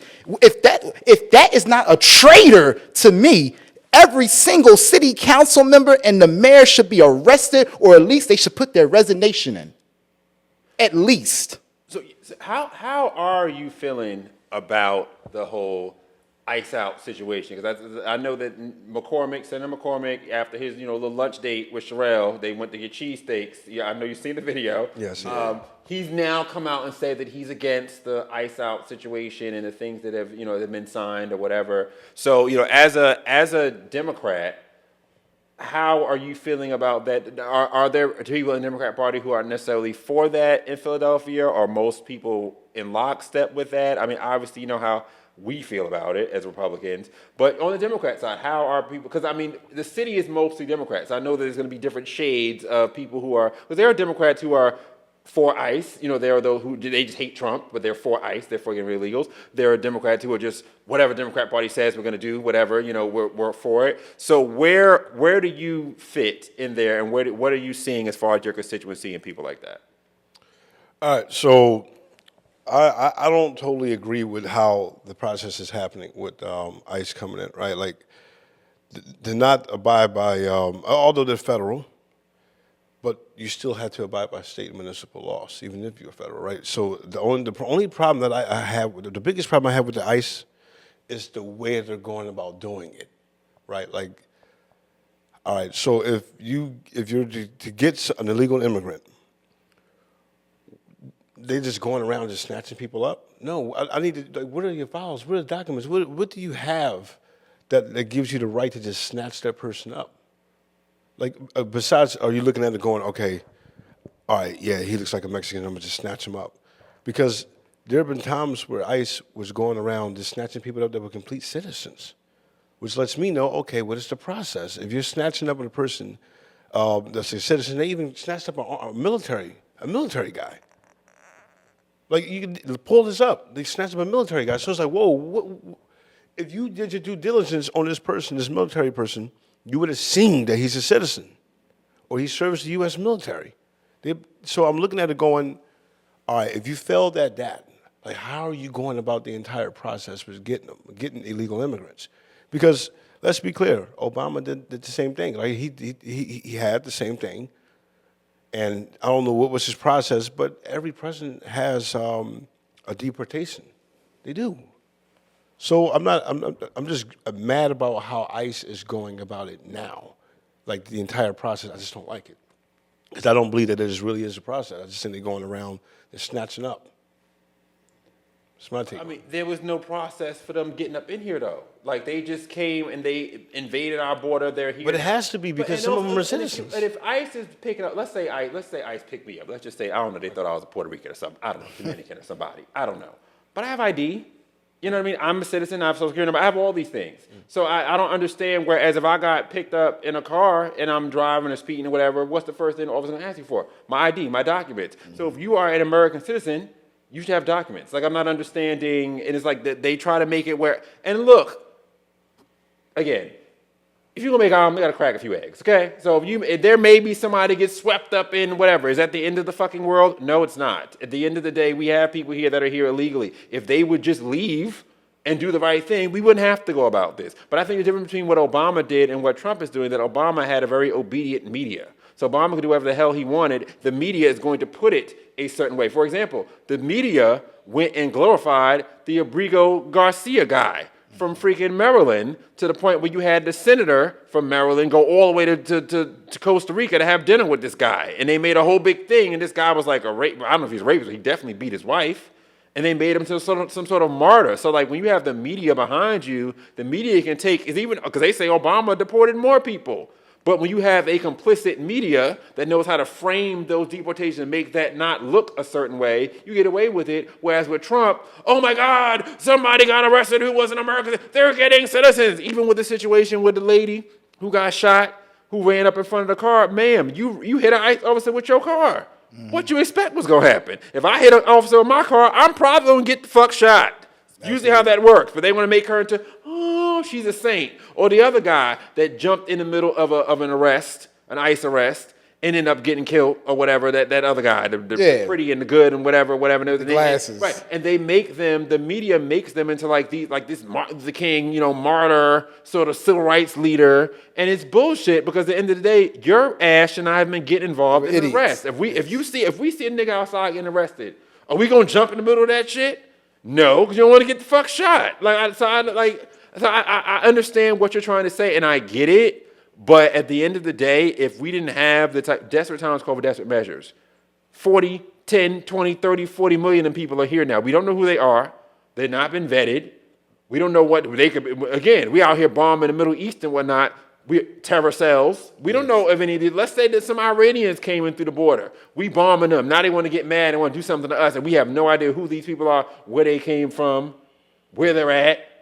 They're working. Is there any of them that are working? You're taking a job from an American citizen. You're taking the air from an American citizen. You're not even breathing our air. Yes. American citizens get first dibs on American air, American water, American streets. Every street y'all drive down, every water that y'all take out the faucet, whatever, that's water that could be going to an American. That's a street that an American be on. I don't understand why, and I hate that this comes so much from black people because we don't appreciate our citizenship, because the Democrat Party teaches us that, it's a white supremacist country, yada, yada, yada, so we don't appreciate our citizenship. I appreciate my citizenship as American. I value it. So I'm offended by somebody coming up in here and thinking they're just going to roll up in here and just do what I can do as an American when my people done fought and died in this land from slavery, wars, all that, until next life people in my family. I didn't serve, and I thank you guys both for your service. I never served in the armed services, but I definitely have plenty of family that did. You know what I mean? So it's not okay for me what they're doing. And for me, as far as the Democrats are concerned, they place the illegals way over their priority for black people, or just Americans or Philadelphians, to be specific, in general. Because how is Sherelle even signing a law to my ICE out for the benefit of people that don't even belong here? Like what? What is that? Why are we making laws for people that don't belong here? They don't belong here. Right. We go to K&A right now, and I was just out on Kensington last night. They outside matrixing. We see what this is. And this happens every day. Mm-hmm. And yet that's not the concentration. She signs some ICE out bills. Even if you go into our government, what is our government talking about all the time? Democrats always, not to just pick on you because you're here, Democrats, but you happen to be one. But they're always talking about the illegals. That if you look at all the news reporting right now, there's always something, especially before the war. The war obviously takes up all the air in the room. But before the war, everything was about illegals. Trump is bad because of illegals. ICE is bad. And it's like they don't belong here. I don't understand why they don't click for Democrats. They don't belong here. America should be for Americans first. Why is that a bad thing? Like, I don't understand that. Right. Like what is that? Yeah, I'm for ICE. ICE, baby. Yeah. All day. Mask up. Come to the city. Throw them in the back seats, throw them in the trunks, do whatever you got to do, and get them out the country. I feel like they're not doing enough. Right, because the fact of the matter is this. The president is only going to be there until 2028. And they make it, we have to say Democrats are responsible for this because that's who are mostly responsible for this. That's the group that they belong to. You know what I mean? And they're going to try to get a Democratic president. They're going to try to get a Democratic House. They're going to try to open them borders. 40 million people in our country, unaccounted for, is just too much. It's insane. Every country in the world has immigration policies. Every country in the world does not let you go there unless they know you're there. Why do we have to be the only one that just says, you can come over here? I don't care how you got here. I don't care if you came here with 4 children, swimming across a river of barbed wire, that's your fault. You shouldn't have put them in that predicament. There's a right way to get into this country, to become a citizen, and millions of people have done it, and they do it every single day. To the point where you go down to the elections, you go down to SEPTA, anywhere you go in Philadelphia, if you go to City Hall, there's 12 different languages on the wall. Why? Yeah. Why? Why do we got English, all period. these? Yeah. Why do we got all these different languages and interpreters and translators for these people who don't even have allegiance to our country? And don't even care to do it. They don't even care. I mean, y'all party missed World War XI. Like, this heifer ain't read a history book. And that's like, another thing. When they what is that come to about? these countries, that's who they align with. Like Ilhan Omar. There should not be foreign-born people in charge of our country at the highest level. We should not allow foreigners to become United States congressmen and women, creating our laws. This is why we're in the predicament that we're in, because they have a say-so over our laws. This should not be. I feel like nobody who's not born in this country should have any position, period, elected. I don't care whether it's dog catcher. I don't care whether it's state committeemen they shouldn't be block captain, as far as I'm concerned. Like, I don't give a damn. If you ain't born here, you should not have no type of nothing, period. We have to, I feel like the focus needs to be put back on Americans. If that was the case, all right, so, see, that's tricky, because a lot of people aren't born here. It ain't tricky to me. All right, so wait. A lot of people are born here, though. Wait. Let me actually, hold on. So, is Trump born here? Yeah, Trump was born here. Queens, he was born right? in Jamaica Queens? Hospital. Yeah. So, June 14, 1946. Can't be Jamaica president unless Hospital. you're born here. Right. So I want to say is this. Look, all right, just open your mind just a little bit. Let's just say, all right, talent that comes from other countries, they want to come here. They go through the process the right way, and the person may be bright. They may be the best economist or a public policy writer. They shouldn't have the right to be able to at least run for office. No. They can write whatever they want to write or do whatever. Even if the rule is brilliant. You can get hired by You somebody. can be brilliant, and you can be brilliantly on the side, but you ain't running for nothing up in here. Why can't you be brilliant in your own country? Write their laws. Because I know I'm pretty sure I can't go to Israel and run for something. It's not like ours, though. Every country is not like ours. Exactly. Like, we're one of the big. We gotta protect it. As Trump would say, we're the stupid country. Like this, it is stupid because no other country is going to allow this. And going back to the war, the reason why I'm just so upset about the war too is because this war is going to end up with a refugee crisis. Where are those refugees going? They're coming here. Let's just be honest about it. They ain't going to Israel because Israel don't take nobody. Funny how that works. Just saying. But they're coming here. So it's more immigration here, more people here, and we're not assimilating people like we used to. There was a time when you needed to learn English up in here. There's a reason for that, to make us cohesive as a country. The Tower of Babel fell for a reason. These biblical lessons are here for a reason. There are many countries that speak many different languages. And there's still a cohesiveness. There's no cohesiveness here. And if those countries speaking, are any of them any better than this one? Look at Canada. They speak French. Is Canada better than the United States? They speak French and English. But what is all right? So what is Canada doing? All right, so you're saying that is Canada better than the United States? Hell no, we know that. Most of their illegals coming from Canada. Right, but what I'm saying is, when you have many different languages, right? Like, you have confusion. No, how? Because we don't speak the same language. So if I'm outside. So there's a confusion lie from. So what about accommodating people? What about people coming in here from French? You can speak that language in your house, but we need to have an official language as far as out. Like I think Florida just passed a law where they no longer doing Spanish on their ballots. If you can't care enough to learn the national language, you should not be voting in our elections either. Sorry, Democrats want everybody to vote for everything. No. You're not a part. You need to be blue, red, white, blue, and true to this. Okay? What are you doing voting and running on our election? You can't even speak the damn language. What are we doing here? This is crazy. This is crazy. If we want to be a strong nation, how do we have that? And it's nothing against your country or whatever. You can speak that at home.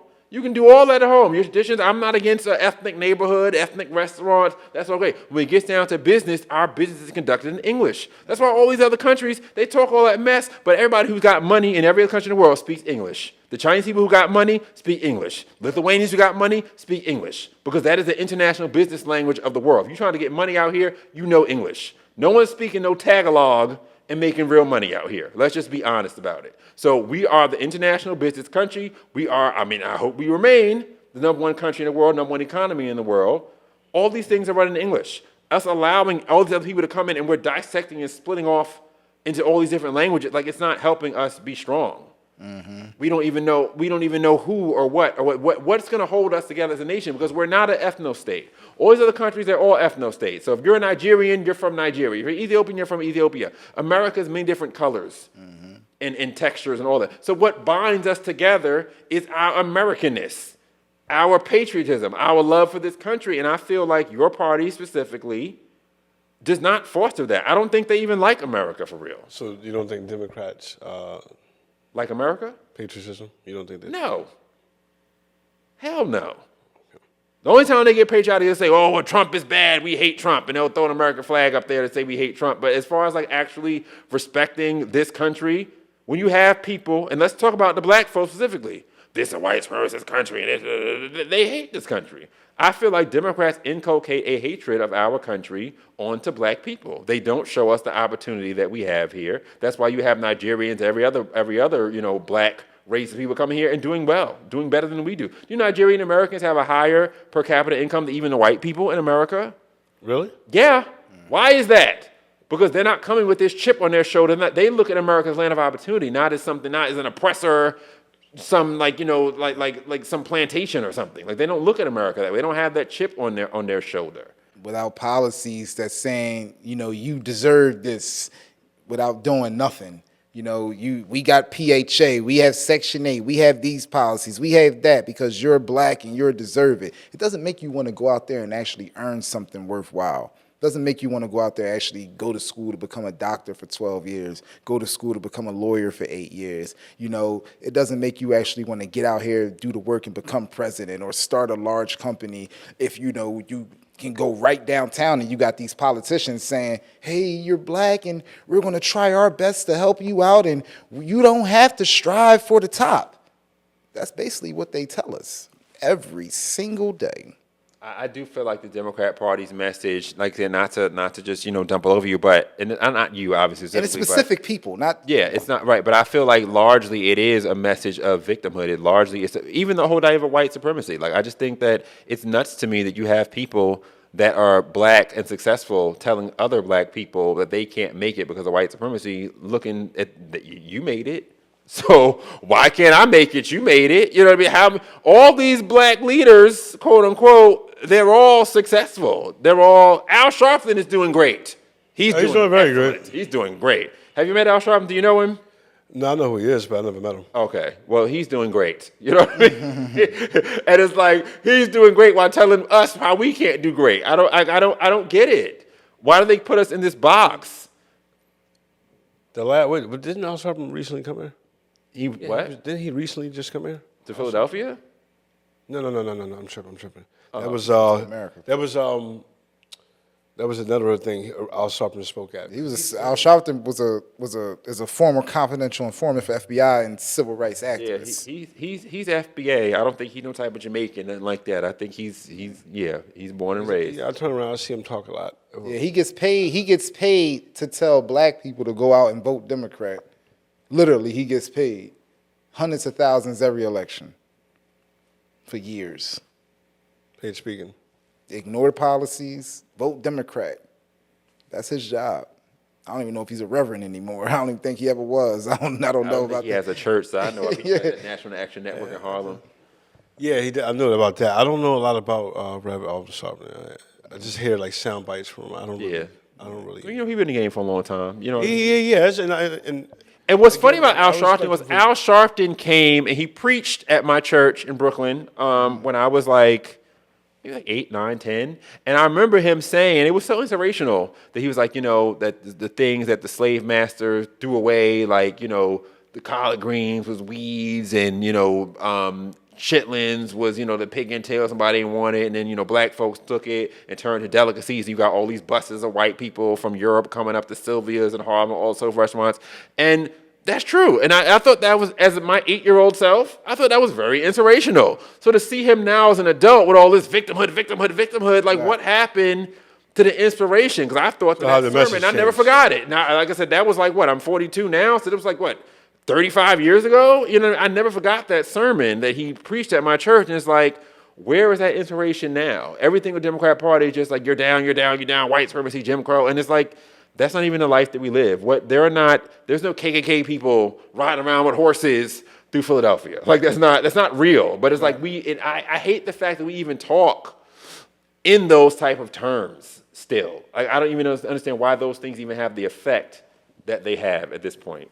So I mean, are you going to be like an agent or for some sort of change in them? Like when they Yeah, I mean, when they talk to you about these things, I mean, when you're around in the caucuses and things like that, 'cause I know you're around especially some of the Democrats here. Like, what are they doing to inspire any type of like change in that regard? Because it just seems like we just hate Trump and the white people and the white supremacy but everybody here is black, so. I don't know. I don't know specifically. Excuse me.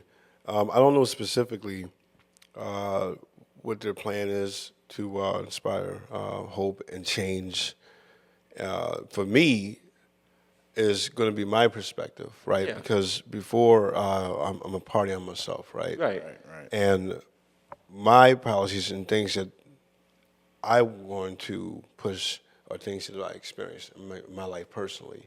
So, for instance, I'm going to inspire change by sharing my story or by passing certain policies or laws that favor people, not so much of the victim mindset or enabling or well, me as a committee person, I'm not in charge of that anyway, but I have dreams and aspirations of one day being in policymaker rather than just getting people to come out to vote. But from my position, going towards the future, I'm going to inspire change, but share my story, right? Like I'm new before Republican or Democrat, I am me, and I'm going to influence children based off of my experience, based off policies that will push them to excel, and that's my whole thing. Like, right? That's where I want to go in my direction. How do you, since I do have this little bit of bipartisanship here, how you both can start? We can start with you, William. How would you then, because if you are, elected, which we're all, obviously hoping you are, we're pushing for that. How would you then work with people across the aisle? We'll start with William and then James. How would you work with people across the aisle? Yeah, it has to be what our constituents want. I'm not going to just completely shut anybody out because they're Democrats. I think that's the way of the old dog. It's a new time now. It's a new generation. We new Republicans right now. You know what I mean? Especially black people. We new Republicans. So I wouldn't have a problem with working with a Democrat at all, no matter who it is. But it has to be things that benefit the people, and it has to be things that don't benefit illegals. It can't be policies behind this treacherous mind state. It has to be policies that better the quality of life for people, not just bleeding people dry. Like one of the big things I'm running on right now, my first day in Congress, and I'm going to get to Congress, that's without a doubt. The first day in Congress, I already have legislation to present to the rest of the House to phase down the federal wage tax.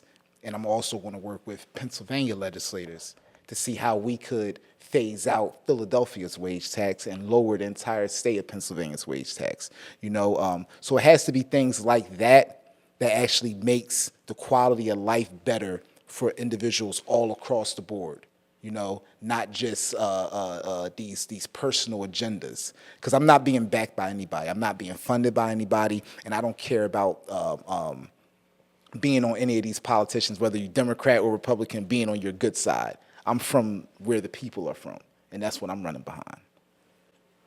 What about Jim? James?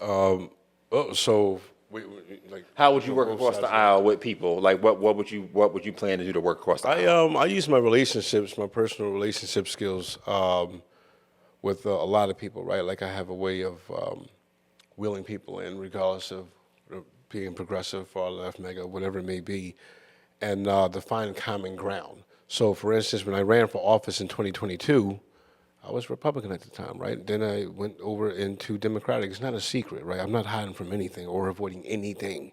However, I think that the relationships, as a matter of fact, I know for a fact the relationships I built on the Republican side and the relationships that I have with the Democrats, I think that it makes it a lot easier for that, one, when I transition, and two, to have conversation, right? Like, if the number one thing is you got to get the person to sit down and have a conversation, right? Like, you got to have somewhat like that person to even take the time out of your day to even want to sit and talk, right? Like, if you're a person that's hard to talk to across the aisle, it's like, yo, I can't talk to you, man. Like, I don't even want to meet with this guy. This guy's a lunatic.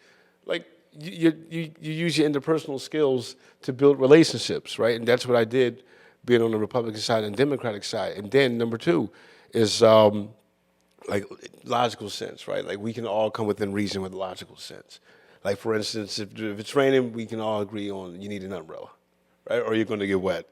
I think, and then on third is, like my man here was saying, it's people over politics. You put people first over politics. If you just keep it about people and increasing their quality of life, like my man just said again, you can work across the aisle, because if you don't, then we know who you are, right? Like, you're a person that works hard, a person that's hard to work with, and a person that doesn't really care about people, right? So I think by making that my primary goals and my foundation, I'll be happy to use that to build relationships across the aisle.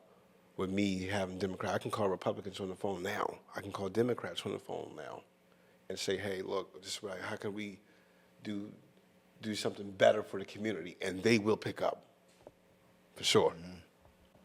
Okay, yeah, I think that is important, because I think it is important that we do find, that sort of way to work together, because I think that we ultimately do, and we put all the partisan stuff aside. As far as the people are concerned, the people want stability, they want safety, they want to be able to, not pay $1 million for gas. They like a country that actually cares about them. These are the things that I think that we all ultimately want, whether we're red, yellow, black, or white. We all want the same things. Everybody wants to be able to have a safety and a good job and able to raise their family. And, I think that we all want a house and, be a vacation once a year, like just the normal trappings of what the American dream was initially promised to us. And it just seems that we're getting further and further away from that, and we're getting pushed more and more onto, wars and these partisan things. And it's like, if you come and you say, well, I don't like this. Well, if you don't like the war, then you want Democrats to get elected. It's just like, if you don't like the DI initiative, you want Republicans, like, and it's just like, They I force can't it. not like, because I look at it like from a citizen, standpoint. I've been both a Democrat and a Republican. It's just like, damn, like, I can't I can't go for an issue, because I'm more of an issues-based person. You know what I mean? I didn't vote for Trump because I just like Trump and think he's great. I think he's funny. You know what I mean? But there were issues that he was, pushing that I voted for. I don't see him pushing for them so much anymore. We're hoping that can change, but as of right now, I don't see that, and that's why I speak out against it and say, hey, like, bro, this is not what we voted for. Right. What are you doing, bro? You know what I mean? And I don't see why that's a bad thing. Yeah, because I feel like they're almost like sort of like pigeonholing you to either be far left or far right. Like, if you don't agree on a certain issue, to go, oh my God, he must be a MAGA, or he must be some radical from the far left. And it's like, yo, like, man, no, listen, I just have policies and I have things that I agree with, right? So for me, I get it. Like, when you say that this increase in polarization, this splitting the parties completely, far left or far right, and there's no conservative Democrats or conservative Republicans, or no gray area down the middle, or moderate, right? I just think that one big reason why that is because, let's be clear. I think that the social media algorithm has played really big into that by working the algorithm as fear-mongering and rage baiting, and you have bots that argue in the comments that may not even be real people, but just to get you to engage. Yeah, it's sickening. You sound like a Republican now.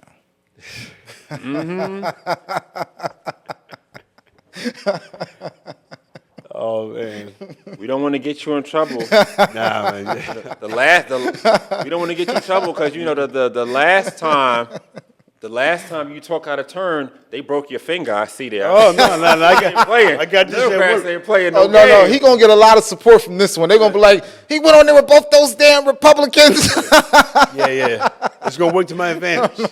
I hope so. 'Cause I know that DNC don't play no games. Okay, I mean you see what happened to what's his name in California to Eric Swalwell. He got very inconvenient, and the DNC said, "Well, you're real inconvenient, bro. So we're gonna have to send a sex scandal your way. We got to take you down." They took him out. They wanted him. Who's that guy name? Eric Swalwell, because in California, okay, so California has this weird, they kind of F themselves in that, because California was so, run so much by Democrats, they have this whole thing where in their system, they don't do like a Democrat versus a Republican, it's whoever the top vote getters are.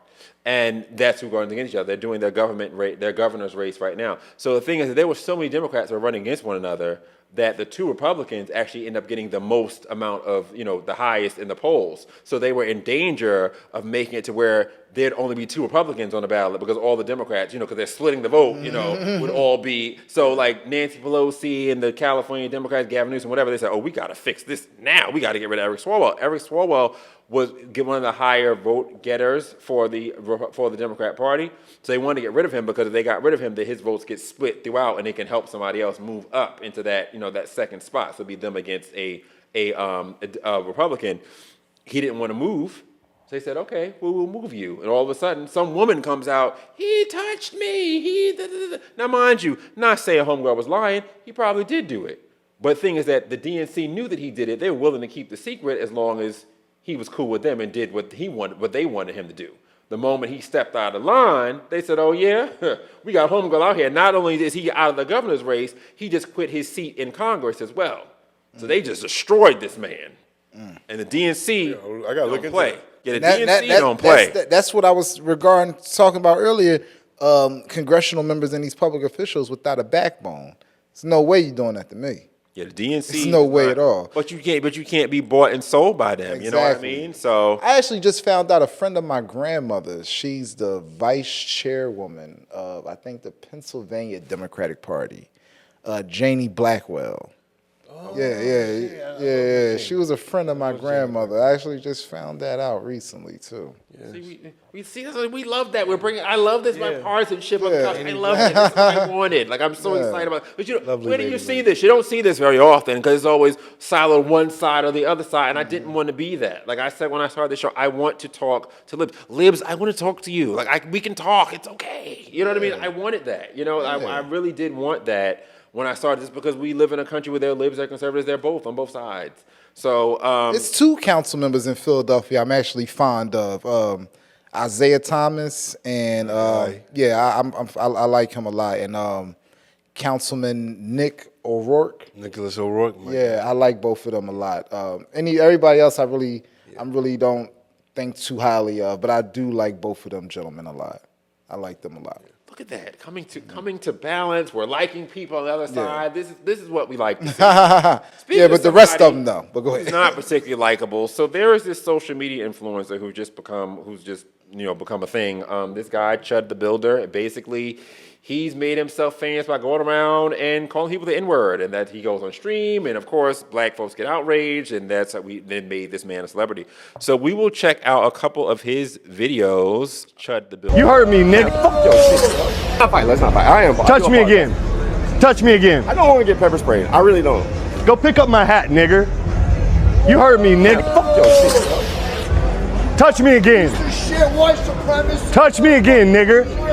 That's what I thought. Thank you. Hey, don't hit me with that shit. I ain't gonna pray you. That motherfucker wants to put his hands on me again. Go home and shit. Let's go get his ass. Hail Hitler, nigga. Hey, thanks for picking up my hat. Get the fuck out of Nashville! Look at this. Get her. Get her. White supremacist Nazi pussy. Let's go get that dude. You the love you wanted growing up and you gotta do this. It's fucking pathetic. Get a son, get a son. Yeah, you better run, you pussy-ass motherfucker. He just assaulted me. Arrest him. Are you a cop? You are a pussy-ass motherfucker. You're not a cop. Nazi-ass fucking You are Pussy, yeah. Throw some shit and run away, faggot. You fucking faggot.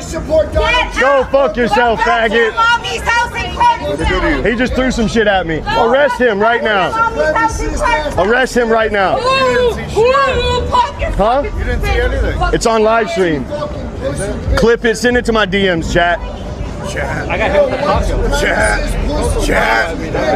Come out here. Chat. Get out of his face. Don't come up to me. Do not that nigger guy. Got your body cam on? No? I want to know what y'all were talking about before I walked over here. You've been standing here the whole time in your live stream. What's he videoing me for? You don't know? Anything malicious? You sure he didn't say nothing? Here's that nigger guy. Is that what he said? Huh? You don't got nothing to say though. All right, well, God bless you. Hey, keep the streets safe. White monster! That's why he's not chimping out. That'll do it. Black guys need to drink a white monster. It'll make them mature, it'll get them a good job, and it'll be a fucking productive member of society. They won't let me in here. They won't. Why not? Because I said the N-word on the internet. Now they say I'm just an un-American person because I believe in freedom of speech. Isn't that crazy? Well, considering that two of my boys are black, I can understand that. Why does that matter? It does. I don't like it. Just go ahead. You don't like freedom of speech either? Just go ahead and go. I'm gonna stand right here, nigger. What are you gonna do? I'm gonna give me a I'm gonna go to jail? Look at him. He's gonna waddle over to the cop. Considering two of my boys are black. Fuck him. And guys like that are why the. He's a black guy. Caught him reporting somebody in person. I got him on tape. He's wearing gray pants. What he does is start shit, but then he'll pull a gun out on you as soon as you do something. But I'm licensed to carry too. We both licensed to carry. I finally ran into him. He got his, I got mine. But he on the phone with the police. He just obviously started with somebody. Alrighty, so dissected. Oh my brain cells. I think I lost like fucking like 10 brain cells here. Like I'm just like what is this exactly? So one thing I noticed looking at the videos. First of all, I noticed from the first video, the white folks go super hard against him. If you notice, a lot of his argument, the people that he argued the most against, I noticed are the white people. I believe this is all going on in Nashville on Broadway, which is like their strip for like all of their Times bars Square. and things, right? With like little bars, things like that, or whatever in Nashville. But as you can see, the white people were going like super hard against him, especially in that first video. You saw them more than anybody else. I saw in the second video. You see that he has to keep trying to like pick. Because you saw like when the black guy's police officer who was drinking the white monster ignored him, and the other black guy ignored him, and he was like, what are you gonna say, nigger? Da, da, da. And he's like, he's looking for that needling, trying to needle you on type of situation. And then he talked to the older white man. The older white man wasn't down for it. He figured he was gonna find a friend because it's an old white man. Old white man was like, I'm not down with that. Walks away from him. And then the last video, he finally got confronted by the black guy in the subway. I mean, in the gas station. Now he wanted to be Karen and wanted to be on the phone with the police. I thought she was right. She was talking that talk. You know what I mean? And now here you go. Now NLE Choppa, who was a rapper. Let me see. He's a rapper. I think he may be from Memphis, because he said something about coming to Memphis. Yeah, he is from And I guess because this guy is in Tennessee, So this is NLE Chopper. That's him. That's what he looks like for those of us who may not know who he is, because, you know, I'm 43. I can't keep up with these people. So that's him. And this is his tweet. Let me just read his tweet. We quick to take our own brothers out, but this white racist dude I keep seeing still walking around unscathed.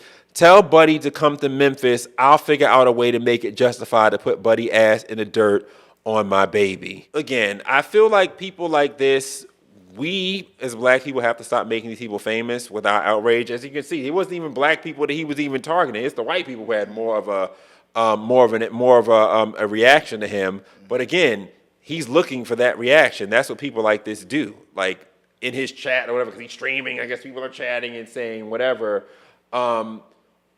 We'll start with you, William. How do you feel about seeing things like this? And do you think that people like this are just out there chasing clout? Like, how should we as black people respond to such a thing? Let's say this Chud, the builder guy, was he probably would make it in Philadelphia. I'm just not gonna lie. I just don't see this really happening in Philadelphia. Just, you know, putting it out there, not saying black folks are violent per se, but I just don't see this really happening. You know what I mean? On Lancaster and Belmont. You know what I mean? He ain't really gonna be doing that. But what do you think? Yeah, somebody would have threw their life away by now. But you said it. Somebody would have threw their life away. But he doesn't even seem like a real racist to me. He seems like you said, when he confronted the cop and he said, "Yeah, the white monster." He seems like he was just trying his hardest to figure things out. He doesn't even seem passionate about it to me. It seems like something he's doing for clout. He's doing because he needs a source of income. Maybe he might be. He gets paid off of that. Yeah, and these streamers get paid. Yeah, and I guarantee he's getting paid a lot of money because a lot of people know who he is. But we shouldn't be crashing out. We need to be smarter. You know, we shouldn't even. Yeah, we're gonna have feelings because we don't like when anybody. That's our culture. You do something to me, I'm gonna punch you in your face. I mean, that's how a lot of us were brought up. So when we see things like that done to us, we get upset. We get upset. If I was there, or he ain't gonna do that to me. But we need to have that same energy when it comes to the things that are really important. You know what I mean? Jokers like that, it's not a lot of people like that, like him. I mean, there's a lot of racists running around, but in the grand scope of 350 million people in America, there's not a lot of clowns like this. I mean, you see all the white people that were incensed. The white people were going crazy. Exactly. Like they would have made. You saw that lady. She's about to fight. She's throwing things. She's about to fight. They had to hold her back. You know what I mean? And the racism is being manufactured. A lot of this racism in 2026 is being manufactured. You look at organizations like the Southern SPLC. Yeah, SPLC. KKK, giving money to them, manufacturing racism. Yeah. That's not the only instance. That's just the one that we know about. It's been going on. We see it in TV. We see it in our movies. We see it in our nonprofits. This is what I tell people about the Democratic Party. They fund poverty. You know, that's a lot of their policies. That's how they get by. So you see a lot of these groups, they fund racism because that's how they get by, or resources and other things like that. You know what I mean? We need to be better than this shit, though. Yeah. We need to be better than this. James, what say you on Chud the Builder? Yeah, well, the Nobel laureate here. He doesn't even speak for the average white American. Absolutely not. You know? Yeah, I would hope not, and I know not. But I got Caucasian people in my family as well, and I'm not trying to be like, like, oh my God, I'm not racist because I got Caucasian. No. All I want to say is up to my maid is white. No, yeah, not like that. I'm not that guy. I do want to say is a couple of things. One, I didn't even know who he was up until a couple of days ago. I really didn't. Maybe he's really big in the South with his rhetoric. I'll just look at his rhetoric, and he's cloud chasing, grand opening, grand closing. Also, for the grand scheme of things, I truly believe that us as people, just the same way how the two, the police officer and the club bouncer did not respond, but it goes to show you don't let your emotions overpower your intelligence. Mm-hmm. I know if I give you no reaction because you were trying to tempt me to punch you, to feed into your narrative and show off for your viewers. And I was like looking at it. I'm not touching you. I'm not touching you. Yeah, right. I'm not touching you. Yeah. Close, right? Yeah. Almost to provoke you into doing something and crashing out.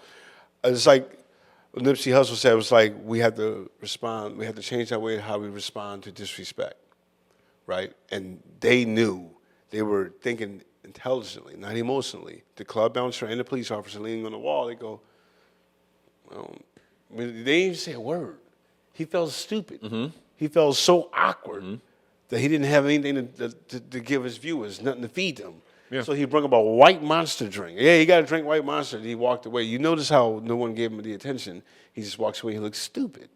And then, wasn't he dressed up in like a fairy costume?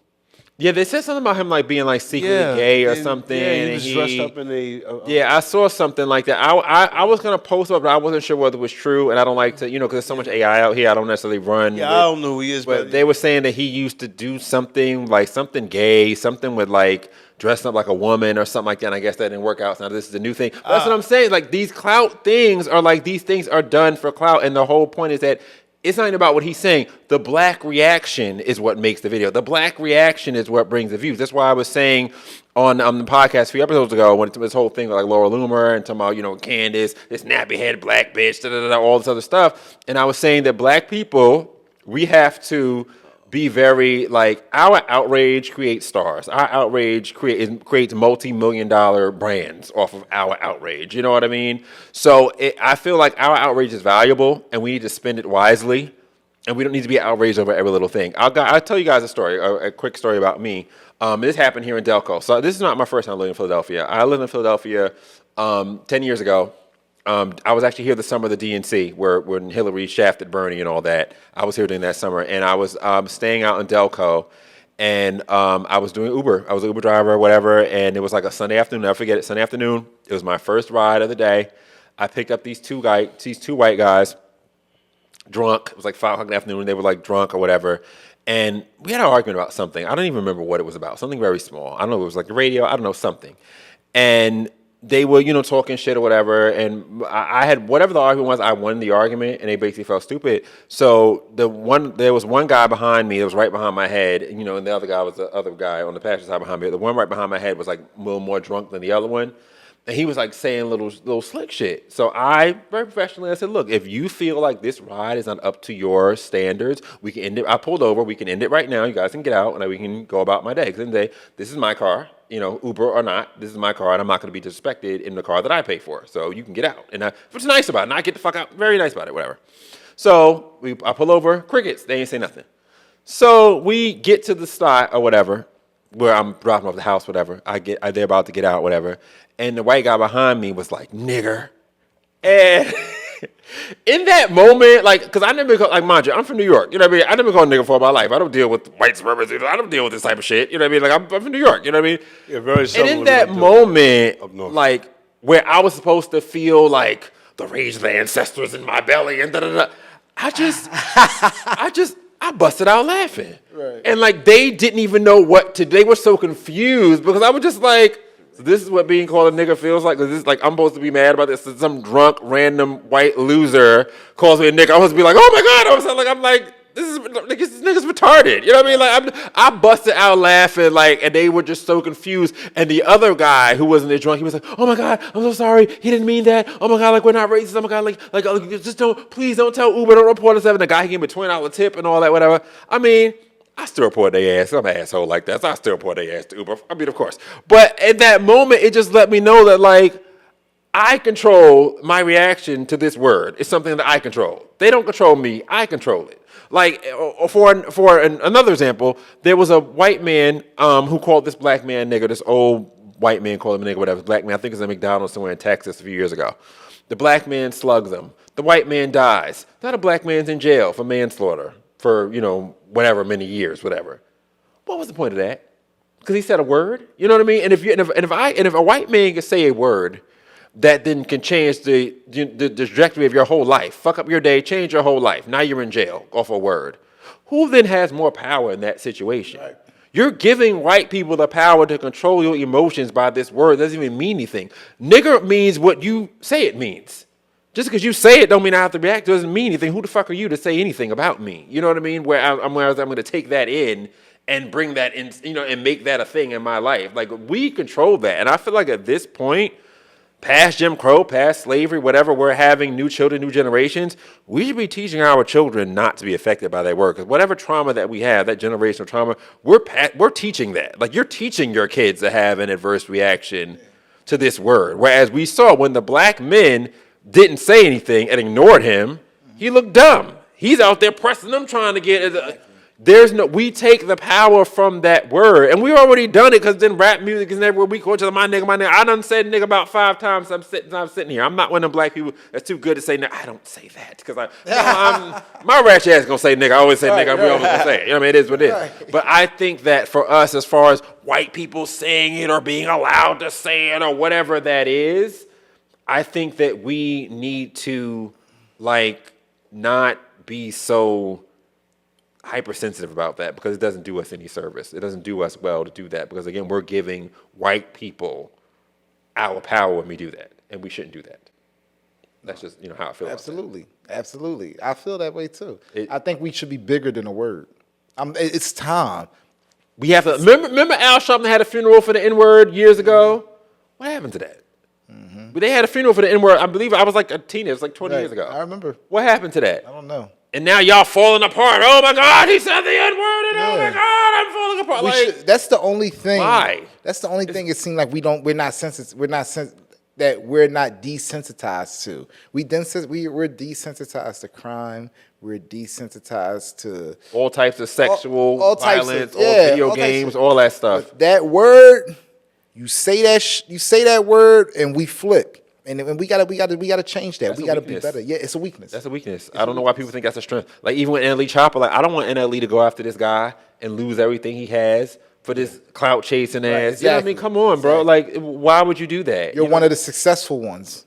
Why would you didn't throw it away, throw your whole life away for this idiot who's just clout chasing, who's just trying to do whatever? Because again, the easiest and quickest way to fame is triggering black people. Shout out to the old head too that said he wasn't with that. You know what I mean? The old white guy, man. What's funny about that? What's crazy? I was actually at the Trump Hotel a few years ago when Trump still had the hotel in D.C., and that was a great time. I wish they still had it, because that was like the only place in D.C. where Republicans, we just be ourselves. Like the Trump Hotel, but that was a great era. I've stayed there. It's a great freaking era. I wish we could have that back. But I remember I was outside. I was talking to a friend who was black, and then there was a white lady who was there. And then everybody, all being who stayed there was all Trump supporters. Everybody, so you're the Trump. We was cool. Everybody was conservative, whatever. We were sitting talking like 3 o'clock in the morning outside the hotel. We were talking about the N-word or whatever. And she was just like, white lady was like, mind you, white lady Trump supporter. She said, I hate that word. She said, that's just so ugly.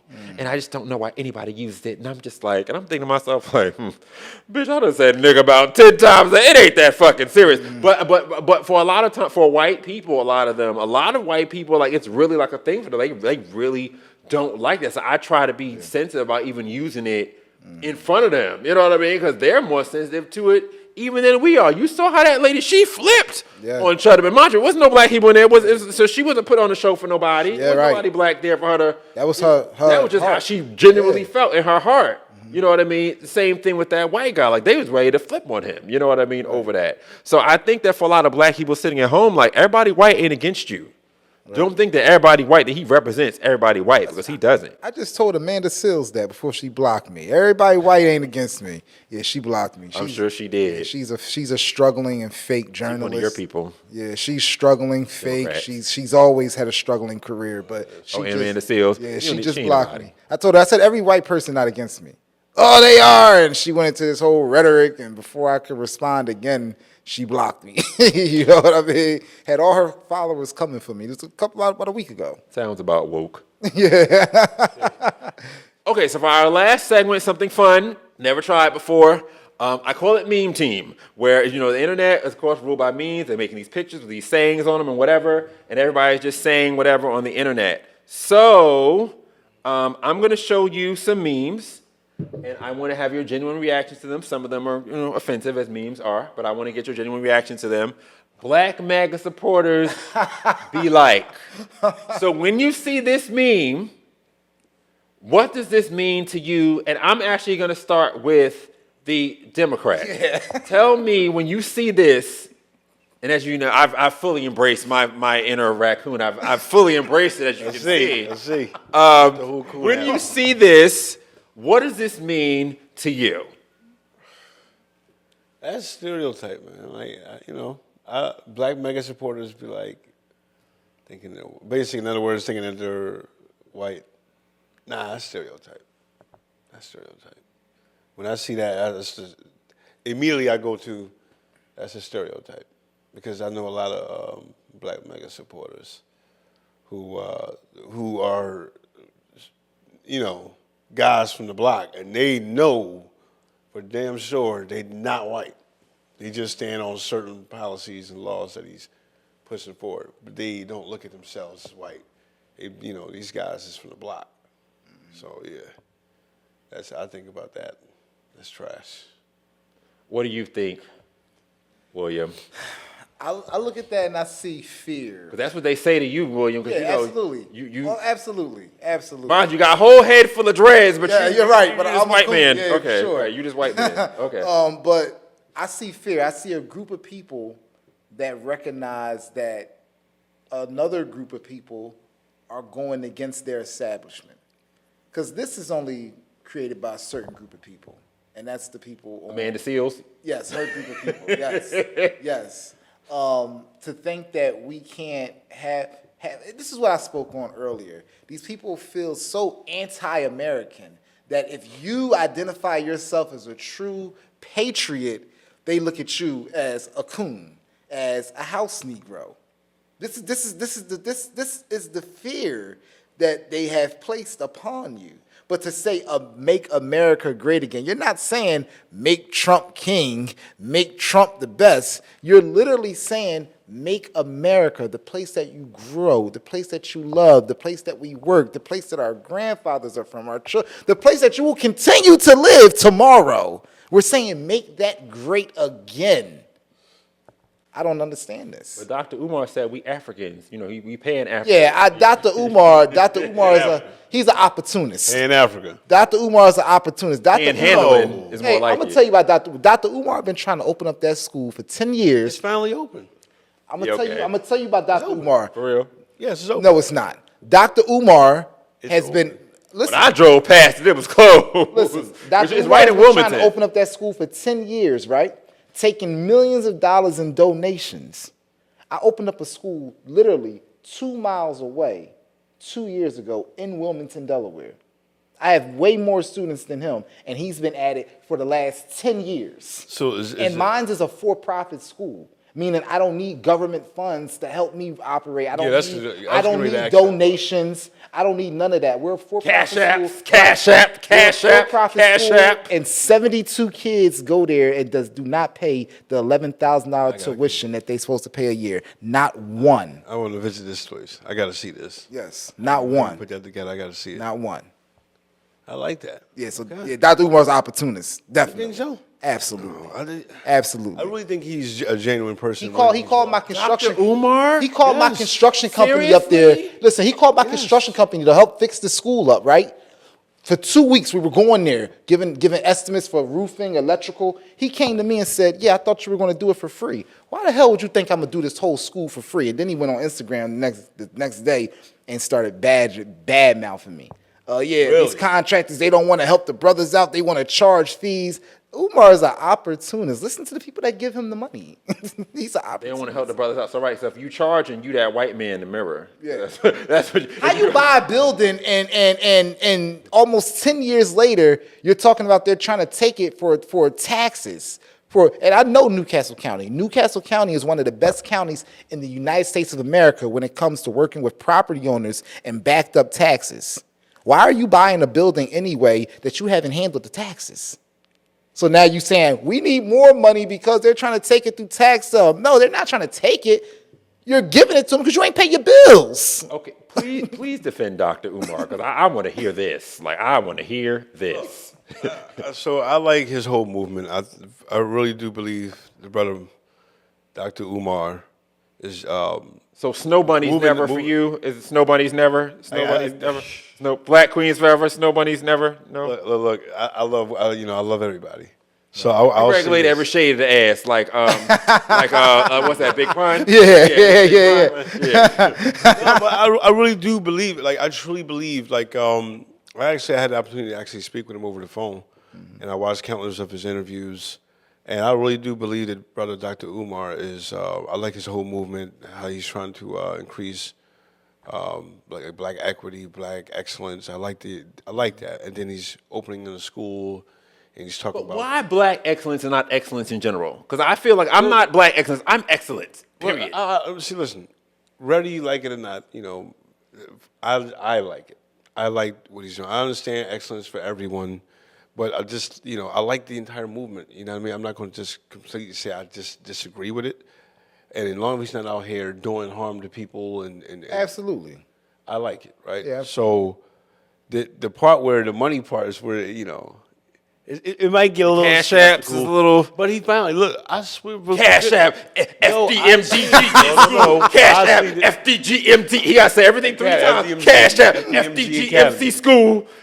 I seen the I was on Instagram and I seen him. He talked about we finally got the school open and it showed kids going into the school, and he was like, finally, everybody said I couldn't do it, and I finally did it. I got to drive back by there. You got to drive back by the last No. time. school hours. Don't do this. No, it's And not. it ain't no Listen, school but hours. I don't want to badmouth him. Dr. Umar's school is not open. It's not. open? It's not open. It's not open. There's still a lot of work that needs to be done inside that building. So I was watching AI. I don't know. Let's find out. A part of it is. Well, I've seen it. I'm not tripping, man. I know I'm He not. said it's not going to be open till fall 2027. I know that for a fact. His school isn't open. He has what in the world? I seen something. Him sitting there. He said it might be finished, the construction and renovations, but you need a lot. You have to be compliant. You have to get accreditation. You have to do a lot of things. And that's a big ass building. Yes. I don't know why he got that huge building. Because I'm like, why He is had this big building dreams so and big? aspirations. Big building, big dreams. Yeah, but you ain't got big money. Like you talking about some cash apps on like, you know what I mean? Like what? And then we paying Africans and all this other foolishness. Yeah, I do like his movement. I do like the brother. I like any brother that's I will say the only thing I could get with Dr. Umar on when I originally found out about him was the whole thing about the ADHD and the drugs and putting the black boys on the drugs, whatever. So I mean, every broken clock is right twice a day. But we can't sit here and say that there's not some scammery. Yeah, going for on, sure. Savoriness. Absolutely, and I'm the not fact that taking this nothing from him. person is being uplifted as like some sort of black intellectual. That's embarrassing. Yeah. Sorry. Like, this is not somebody we should be looking at for, like, intellectual whatever. He has many of his own problems. I mean, he can't even get it right with his own daughter. Right. Let's just be honest. Absolutely. You know what I mean? He's talking about polygamy, also the foolishness out here. You know what I mean? It's damn near Nature Boy all over again. So, I just finished the 50-part Nature Boy documentary. I highly recommend it on YouTube. Very good. Very good. I'm on part 40. It's from this guy called Hood Horrors. Yes. And he has like a 50-part. I'm on like part 41 right now. It's like each part's like a half hour, so it's like I guess it's like 25 hours the whole thing. So good. Me and my homegirl, the one who I interviewed here, we are like, it's got us in a chokehold. She just finished it. I'm on like part 41. Highly recommend the Nature Boy documentary by Hood Horrors. You should definitely watch it. Highly recommend it. I didn't know about Nature Boy. I didn't really know what was going on. And like I found out like everything. Like I was like, wow, this is like, there's like a Hulu documentary, but the Hulu documentary does not go as deep as this Hood Horrors guy. The YouTube guy, his name is Hood Horrors. He is obviously, I'm sure he's probably like a black creator. Let's support other creators. Guess how I discovered I would definitely watch his video. It's very, very good. Like I said, I'm on part 41 right now, and I'm like riveted to my seat. Man. It's just like it's like so good. I didn't know how deep this thing got with him, but that's kind of like the type of, because he was also polygamous. That's like where the road that like Dr. Umar seems to be going down. But that's my thing. I want him to be not with the jailing people. I just mean the polygamy, not with like the rape and the jail, not that stuff, but the polygamy part. I just feel like for him, he's another one.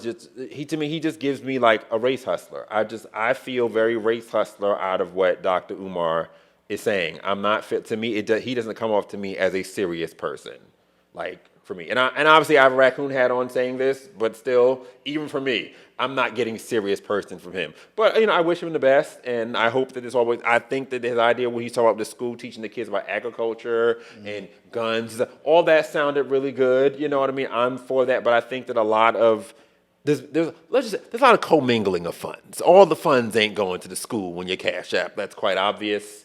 to anyone who's paying attention, and we need to get that together. He needs a nice little board or people that are financially responsible to kind of make that thing come together rather than be online screaming in your car about cash apps. I need cash apps, cash apps, cash apps. You know what I'm saying? Like that comes off a little shady. And then this person is lifted up on the Breakfast Club and things like that as like this black intellectual. And it's like, I think the black community has a little bit better, more to offer than that as a thing. Just saying, not hating, just saying. All right, so we'll move on to our next meeting. Speaking of the Democrat, I have a Democrat here. Where's the Republican stuff at? Huh? Yeah, that's it right there. That's right One right here. Yeah, and what I don't like about, I was going to say too about this, before we move on from this. What I don't like about this meme also is they're saying that, because they say like, being on time and rugged individualism and all these things are whiteness. Why are things that are good, like being on time, being individual, being conscientious, working hard, these are things that are considered whiteness. So the type of things that we value as conservatives, you're trying to be white because I speak well, right? Because I want to have a job, because I care about my country and I'm patriotic. All these are seen as white. So it's like, all is seen as black is baby mamas and gangbang, and that's why I don't like the idea. I was talking about this in the last podcast about culture. I hate this whole thing like it's about culture. I hate the culture thing because culture is not, first of all, the root word of culture is cult. So this is a way of thinking, that we're all trapped in. And culture is not intrinsic. It's not DNA. Culture is not your DNA. Culture is just tradition. Culture is your mama did it, her daddy did it, and we just doing what we're taught. It's inculcation. That's all culture is. Culture can change when our minds change. You're right. And that's what's going to change the culture. The Bible says, do not conform, but be ye transformed by the renewing of your mind. If you think different, like that's the difference between me being the wokey I was 10 years ago, and being what I am now, successful. Talk about it. Is that my mind is, I don't think the same. I don't think of myself as being beneath white people. If you think of yourself as being beneath white people, you think of yourself as you have to tax the rich, hate the rich, hate the rich, hate the rich, you're never going to be rich. When you're on that tax the rich, we hate the rich is the enemy, then you resign yourself to be poor. That's why I couldn't do the Bernie thing. I was a Bernieite before I went on to Trump, and I found Bernie's message to be very suspicious because it's about the poor, the poor, the poor, the poor, the poor. Okay, but how long we plan on being poor, though? You know what I mean? Like, I'm not going to look out for policies of the poor for the rest of my life. I'm ascendant. I feel like black conservatives, the difference between us and liberals in our mindset is that we're ascendant. Liberals have this thing about we're just always going to be down and poor and dejected, and that's it. And if you think higher, you're thinking you're white. That's what I see when I think about this meme. When we think higher of ourselves, we think we're white. I don't think I'm white. I don't want to be white. I want to be me. I want to be rich. Right. Fuck all that other shit. I don't want to be white. I want to be rich, okay? So just so we know, I don't want to be white. I want to be rich, okay? I want to be me, but rich. Yes. What's wrong with that? Because for me to say I don't want to be black, it forsakes all of my ancestors and everybody, my mama, grandma, all of them are black. You know what I mean? I'm no tether. You know what I mean? We fully black on both sides. Black Americans and slaves. Like, why would I want to be something else? If I wanted to be something else, it would mean that I don't want to be me. Right. Why would I want that? And then who are these people to determine what is white and what is black? Because we're not doing what the culture says do. Everything I do is black because I'm black.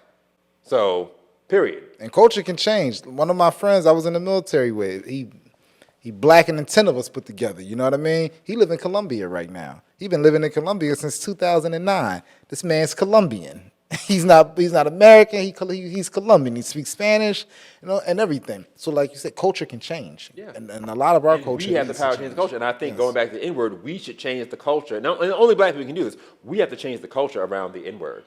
Yeah. And I feel like right now we lifted up on this. I even hate the fact, and it's controversial. I think that everybody should be able to say it. Now, what you do when it's said and whatever happens interpersonally is up to you. But to make it this thing that people, they can't say whatever, I think even if given the permission to say it, most people wouldn't anyway. I tell you about that white lady. She was like, I would never say that word. And I'm thinking to myself, like, girl, ain't that serious. You know what I mean? But for her, she held that close to her. And that, and that's good for her. I think that most people would, but I think trying to make it this taboo thing is what enables people like Chud the Builder to build a whole, platform off of saying this word because if we can't say it, no one can say it. I think that's for all the slurs. It's not just black, all of them. Yep. Like, people have this issue. I say the word retarded. Retarded is a word. Yeah. It means something. Retarded is a thing. Yes, there are people mentally retarded. But retarded, if you look at it in a dictionary, it means something. It has a meaning. You know what I mean? Like, I don't think we should be able to not say any word. I don't think any slur should be something that causes any of us to lose whatever it is. It's words at the end of the day. You ain't hurt nobody. If somebody say a slur to you, say something back to their ass. Right. Shut your pink ass Yeah, up. I got You know what one. Like, I got 10 of them better for you. You know what I'm saying? Like whatever they thing is, say it back to them. Like I don't get why we're, especially black people, especially why we have to be bound by this word. All right, so let's move on to the next meme here, and this is a shout out to my Democrats.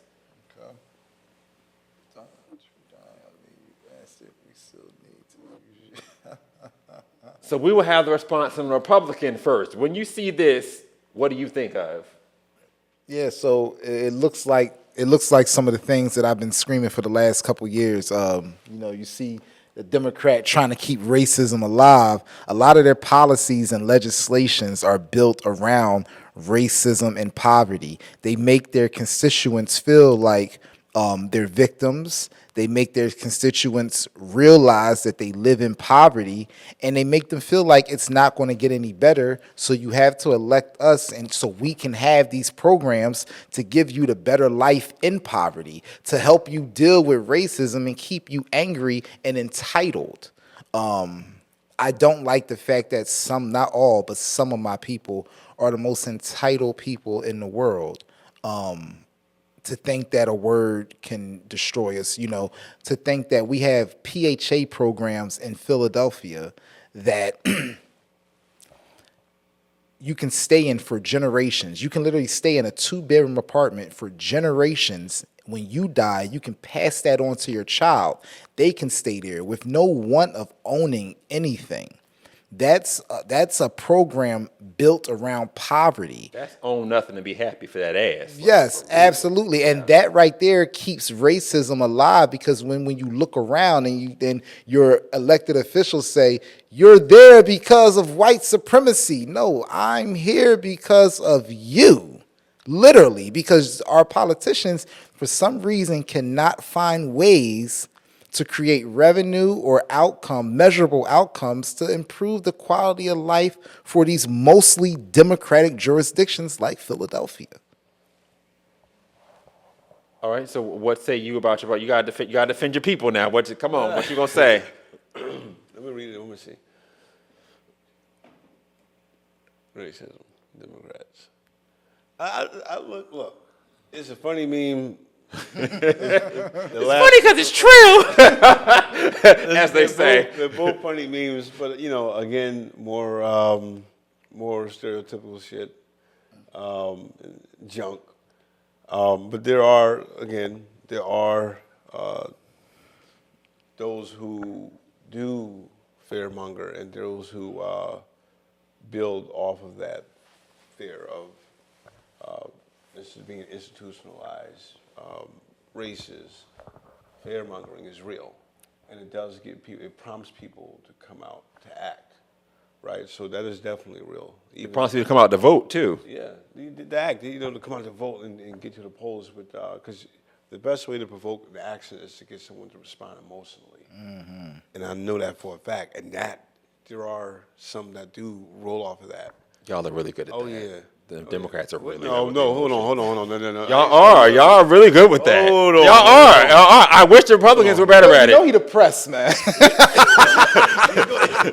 got me to respond. Look, he was just talking about it. He got me to move off of him. Excuse me about that.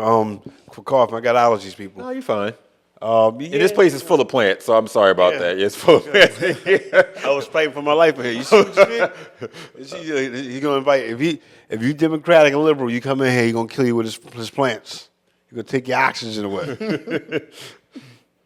Yeah. So I just think it's junk, man. And I see you got another one up there. There's more, yeah. Yes. All right. Let's see. Like 12. So I feel like this comes back to what I always say about Democrats and black people. Happy black people don't vote Democrat. Like, you see us, we're happy. We're happy, we're sure of ourselves, we know where we are, we know where we're going. In order for the Democrat thing to work, you either got to be poor, or you got to be fearful of the white man, or something. Even the fact that, like with ICE, they're calling ICE Juan Crow. You know what I mean? Again, going back to using the black people stuff, they got to use it for everything. It's Juan Crow. Racism is the biggest thing they got going. Like, that's their bread and butter. Like, if 2020, Trump lost 2020 because he was perceived after George Floyd as a racist. Mind you, Trump had nothing to do with that. That happened in the bluest city of the bluest state ever.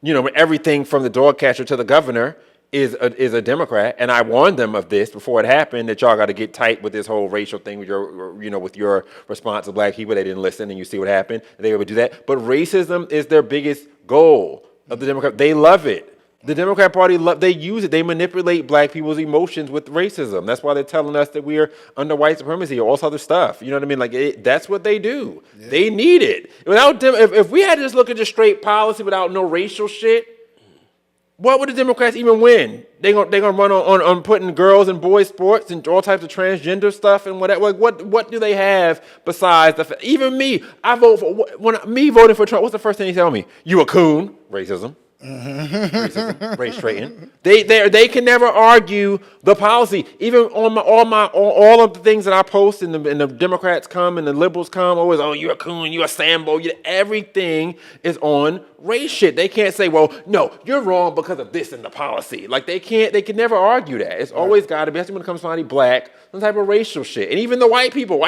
you're a traitor to your race. Yeah. Bitch, what? You a whole white bitch. Like, how the fuck you gonna tell me? You know what I mean? But they feel like they can do that. They can say that because they own that narrative, because they own most of the black vote. They own the racial narrative. Mm-hmm. And they use it to their advantage over and over again. One of my friends, very cool. Shout out to Tasha. She found out I was Republican. I ain't hear from her since. You know what I mean? I said, you gonna vote for me? She said, vote red. I think not. I said, damn. Yeah. Okay. That's what I'm saying. But a lot of our people are under that cloud. We don't pay attention to policy. You know, I'm the only candidate in the congressional race that's even remotely talking policy, legislation, saying what they're going to do and what they can do in Congress. And most of Philadelphia is only looking at the Dems. So this next meme is bipartisan. Okay. So now we will start with the Democrat. How do you feel when you see this meme? What does this meme mean to you, James? This one's a little bit more funner. This is like when I see this meme, it comes off as like, you know, either party can have policies built for the wicked, right? Like, that's what comes to my mind when I'm seeing that. Other than that, nothing. All right, William. I see something that's necessary. Bipartisanship is very important, especially in American politics, especially in just our Constitution. We have to stop. You know, I would be a hypocrite if I was just to say Republican Party, Republican Party, Republican Party. No, we have to stop looking at just the party and look at what are these people actually bringing to the table. We have to stop looking at it as though, okay, they're a Democrat, they're Republican, I don't want to work with that person. And we have to all work, because we all have the same constituents. It doesn't matter. If you're from America, Pennsylvania, Philadelphia, you have the same constituents, whether they voted for you or they didn't vote for you. So we're all serving the same people, whether you're Republican or you're Democrat. So I think this is something that shows that we could work together, and it's necessary to work together. You know what I mean? I see it totally different, actually. As a layperson who's outside of government, first of all, number one thing I see Israel. And the reason why I say that is because left wing, right wing, same nut. No matter who you vote for, and no matter who you think you're voting for, we get the same policy. We still get the war. Right. We still get no concentration on the American people. We still get overtaxed, overburdened, and a lot of money being sent overseas. Like, that's like, I feel like when I see this, it's actually very kind of nihilistic, and the reason why a lot of people end up staying home. And the reason why I think a lot of people in the midterms coming up with Trump, why he's in a lot of trouble, is because a lot of Republicans feel this way because we voted for someone who's supposed to be a change agent. You know, Democrats voted for Obama to be a change agent. Really didn't get any change. We're still in the wars. We're still, you know, we still have a deficit going crazy. Americans are still being put last. We're still not the concentration. All these people in our government are all making money overseas. So when I think left wing, right wing, same nut, I don't see bipartisanship in a good way. I just see a lot of people who we vote, it's like voting, it's useless because at the end of the day, like, we're voting, but we're going to do the same thing. Like, there was another meme that I didn't put because I didn't want to be totally, too controversial. But basically, it was like, whether you vote, I think it was like whether you vote red or blue, you're still going to get, blue and white, meaning that it's still going to be going back to Israel. It's still, because that's on both sides, and Israel representing all foreign lobbies. All of our money is still getting siphoned to other countries, other people, and it seems like no matter who the president is, no matter who's in charge of whatever, it just is all the same story over and over again. And I think that what this meme represents is a lot of the frustration that regular people, everyday people, are feeling. Yes. That's what I think it goes from. So our last meme here is, this one's a little more fun. So this was, let me put it on the screen for everybody. So this was actually from a lady who I believe she was like a nail tech, and she was talking about how like black people celebrate Cinco de Mayo. Like everybody, black people are Cinco de Mayo, everybody's going out drinking or whatever. And she put up a meme, a picture where you have this Latina lady picking cotton and saying that she's getting ready for Juneteenth. We'll start with William. What say you about that? Are we offended by this as black folks? Are we offended? I'm not offended, but I will say this right here is part of the problem. The constant bigotry, the constant stuff that sets us back from where we're trying to be as a country. You know what I mean? Here we have someone who probably doesn't understand black culture and may be offended that black people had some type of admiration for her culture. Because a lot of black people like Cinco de Mayo, me, myself included. You know what I mean? A lot of black people like St. Patrick's Day. And people like pub crawls and the drink. Right, so... I mean, St. Patrick's Day literally threw up all over this place. Green's my favorite color. Right, right. So, we are the most welcoming community in the country. Agreed. And to see things like this is the things that we need to pay attention to. This is things that we need to be better than, because when we get upset at things like this, we put them in control. This isn't an American patriot. This is somebody who probably wants illegal immigrants in our country. You know what I mean? So things like this, no, it doesn't get me upset, but I hope everybody looks at it like, condemns it like this is something that can push us forward. This is something, these are the things that need to unite us as Americans and push us forward, no matter what your background is, where you come from, or things like that. Yeah, so no, it doesn't upset me at all. I'm past, 10 years ago, it may have upsetted me. Now, it doesn't, and I'm trying to get all of us on that level. Okay, all right. What am I going to say about this? Okay, so Cinco de Mayo was recently passed. The holiday just passed. What she did was take a moment of time, right? Like when we're enjoying Cinco de Mayo, we're not making fun of the Mexican Revolution, or we're not making fun of you. We're simply enjoying the drinks, your culture, the food, the drinks. But then you go on and you put up a time where our ancestors were picking cotton. It's not the same. One, we're enjoying. We didn't enjoy that. We didn't enjoy picking up cotton. So when we are celebrating Cinco de Mayo, it's not to be offensive. We like tequila. People like tequila. I like tequila, right? I like tacos. That's what happens when you love me some Taco Bell. When you divert one of the cultures over into America. We're gonna want to taste your food. This is what America is, right? We have Asian takeout, we have Mexican takeout. We're in America, 360 million of us, so we're all are sharing off of each other's cultures and all that. We've been doing that since the beginning of time, right? So here we are, and I'm not going to get worked up completely because, again, that could be some AI picture. Oh, what's an AI picture? Yeah, she did it on purpose. Yeah, because it says the Mexican hairstylist who specializes in black hair in Dallas had big feelings about black people celebrating Cinco de Mayo. That is the caption there. And Melissa Ramos is the one who posted it up originally. Pasha Mama, yeah. Pasha Mama. She needs to be sent back to Mexico. Yeah, I mean, Yeah, I don't like it, man, because Cinco de Mayo is a celebration. Of course, it's not for us, but Mexicans. But we again like to go out and celebrate as well, and we like to enjoy ourselves. Like I said, we didn't enjoy picking cotton. Right. Right. Like I don't understand where that would. I feel like for me, this brings up a greater conversation about 15th. This is where I get to be a coon again. I'm personally not a fan of the whole Juneteenth thing. First of all, I believe it was a thing in Texas already. It was a thing in Texas, and it was like the last place for like slavery to be abolished or whatever. I guess I'm not huge on the history. Yeah, but I feel like we should be having holidays and things that are trying to like push us forward. I just feel like there's an inculcation again where they're always trying to make it so that we have to like do this whole like slavery thing, this like cosplay situation. Like it reminds me of my mother. Get your place. Right. It was very wise. My mother said years ago. I remember when that movie 12 Years a Slave came out with Lupita famous, whatever. And I remember I was young. I was maybe like a teenager when it came out. Whatever. I was young. And I was still living at home. And I remember I was asked my mother, I was like, "Oh, you going to see that?" And she was like, "Why would I go see that?"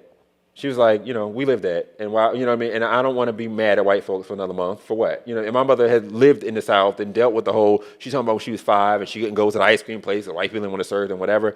And when she said that, it clicked for me like, every generation, they got to have like a roots, a color purple, a 12 years. Like they always trying to indoctrinate a new generation with this like, hatred of white people and this like thing of of the past that we're not born with that. Like I said, if a baby is born on this table right now, that baby don't know, a black baby don't know nothing about none of that. You know what I mean? But it's like we got to put that in and ingrain that and do again the emotional manipulation of seeing those scenes of slavery. So I just feel like Juneteenth as a holiday, like why couldn't we do it like for Harriet Tubman's birthday or something? I just feel like if we're gonna do that, you know what I mean? Let's do it for a figure that to me, I feel like Harriet Tubman's a great figure because she's iconic. She obviously was pro-Second Amendment.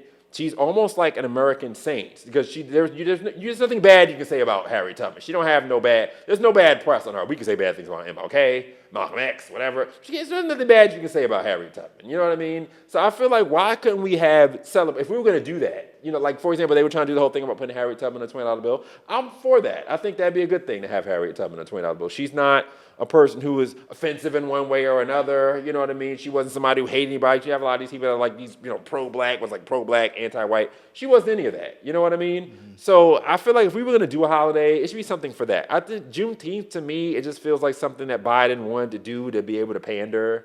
I gave you niggas a holiday, you know what I mean? Whereas we didn't get no reparations, we don't get no change our community, but we get this bullshit holiday where like banks are closed and now we're inconvenienced by this as well. Right.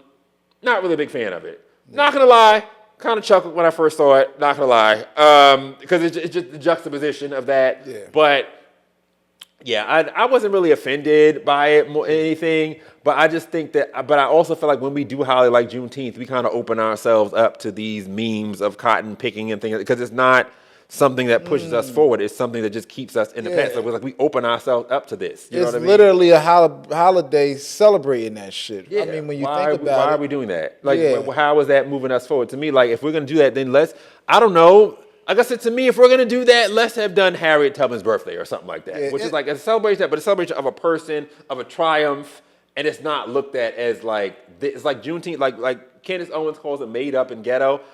I have to agree with her on that. I don't get, what is this going to do? But just inculcate, it's not showing a movement forward. Whereas if we did like Harriet Tubman's birthday, this is somebody who brought people to the Underground Railroad, is an American hero, Black history, Second Amendment. What does it signify though? What does Juneteenth signify? Right. Besides What is it supposed to do? A lot of people not knowing, like, hey, you're not slaves anymore. And it's like we're celebrating ignorance. I mean, like it's the last people to know that. Exactly. Because it was like celebrating.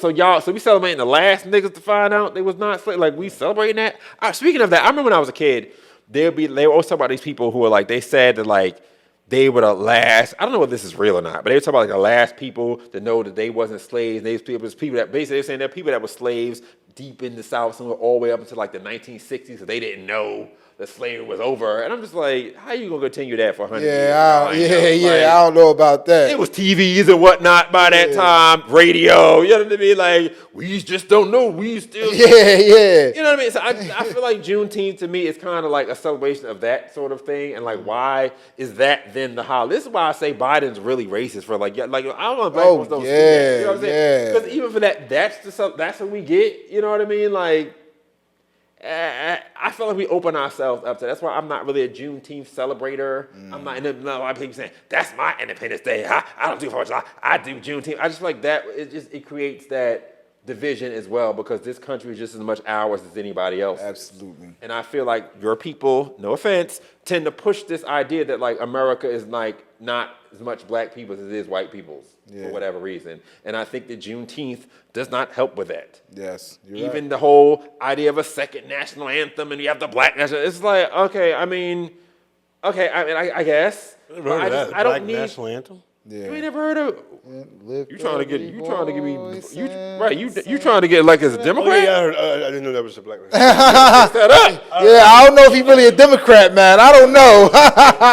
Might be working families party. Yeah, that's what we like. So like we have like now, you know, they got a black national flag, black American flag also. I've seen that one. Yeah. And we have to have like I don't feel like we need to have, and this is me again. I'm a coon, right? I don't believe that we have to have a chocolate flavored version of everything. Right. The black pencil, like then we gotta have the water, then we have the black water. Oh we my! the black, you know what I mean? And it's just a reach. I feel like there was a need, and that's another thing. I feel like black people, and I've said this before, we need to take off the training wheels and like be Americans. You can do whatever any other American can do. You don't need to have a black version of something. You don't need to see a black person do something to see that you can do it in 2026. Yes, there was a time for those things back in the day. Sure, absolutely. Yeah. But how long, when does it end? Like, when does the black struggle end? What is an end to this?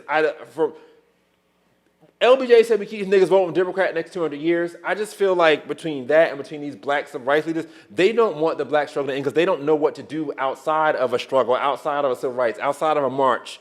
They don't know what to do. All of our black leaders are Maxine, all these old people, Maxine Waters in Congress and Clyburn, these are all civil rights, they're all relics of the civil rights movement. They don't know anything else besides a march. They have no vision for what the future, because I think about what is the future of black America? Yes. And let's close with that question. We'll start with you, William. What, in your estimation, when you look and you see what is black America and what are black people in America going to be like 50 years from now in the year, 2076, when we're all about to be either dead or real close to it at that point. What do you see? What's the vision that you see for black people in America and America in general? Yeah, absolutely. So black America, I see 50 years from now, I see us out of this fog that we're in, this fog of poverty, this fog of not being one of the highest financial earners. I see us being out of this fog of so much hate, because whether you like it or not, we have a lot of crime done to ourselves in our own country, around the country, Chicago, Philly, New Orleans. I see that ending. I see us loving each other more. And I see us finally embracing as a whole America and understanding that this country is ours just as much as it is anyone else's. Our legacy did not begin with slavery, nor will it end with slavery, nor was it the biggest part of our people's history.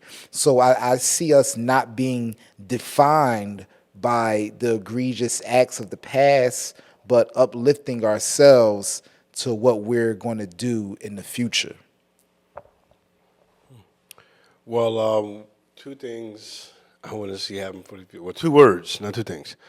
Two words that I want to say for black people here in America. Get active, whether it's voting, going out to get your degree, just get active. Don't sit at home and play the victim mindset or complain and not go out and do anything out or vote about it.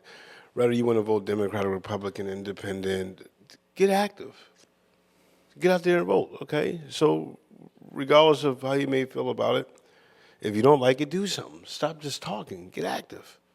Get out there and get something going. That's the hope that I want to see for our African Americans out here. Like, no more victim mindset. Like, you can get it. You can achieve it. Just get active. Like, get progressive about it. So that's all I have to say. Okay. And for us to end, I'm going to turn the camera back on you guys, and I want you guys to give me, and we'll start with William because you're on the right, on the left. We will, on the left of the screen, not the left. On the left of probably on the left of the screen. So I just want you to give your closing argument, tell people why they should vote for you, how they vote for you, how they can support you, whether your website, your Cash App, whatever that is. Let the people know what that is all going to be. Yes. So as you know by now, my name is William Small. I am the Republican candidate for United States Congress in Pennsylvania's 3rd District. Why you should vote for me is if you don't vote for me, nothing will change. I am the only candidate that is coming to challenge the establishment and challenge the system. Everyone else is running off nothing. They have no backbone, and they are going to be working with their friends, which means however things are now, it will continue to be. If you vote for me, I guarantee I will hold everyone accountable.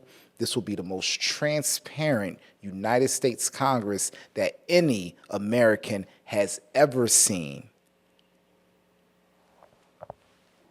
For me, so as a committee person, I'm going to do everything in my power that's well in my capabilities, in my scope of work. So, for instance, we know that when I-134, the 33rd Ward, 22nd District, is second worst when it comes to voting turnout. So I, being the committee person, would not only educate you on the candidates that are running, but also educate you on voting and the important rights that you do have as a voter.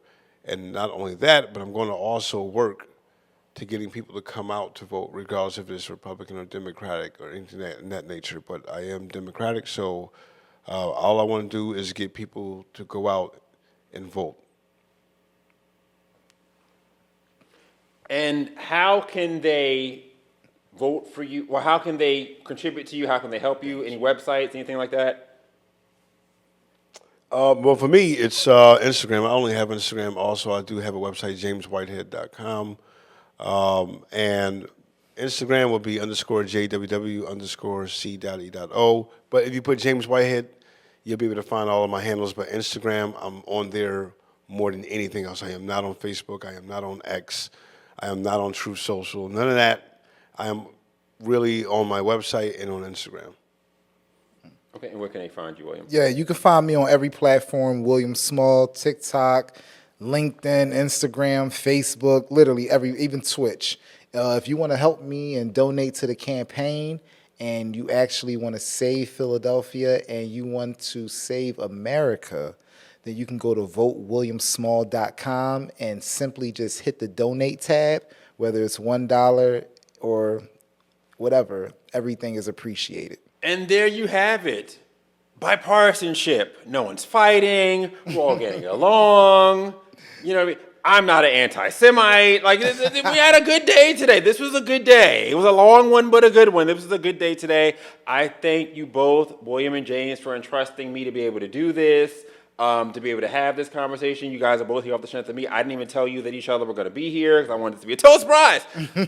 You know, and it went good. This is what I wanted. I didn't want to have any type of pretenses or whatever. I just wanted to be cool and just be like on some like relaxed type thing. Because at the end of the day, we're all Americans. Yes. We're all black men. We all want the best for our city, our country, our people, the American people, all the people. Yes. And I think that should be communicated. I thank you guys so much for coming. I really appreciate it. Definitely have you guys again, of course, you know, together, separately, however that is.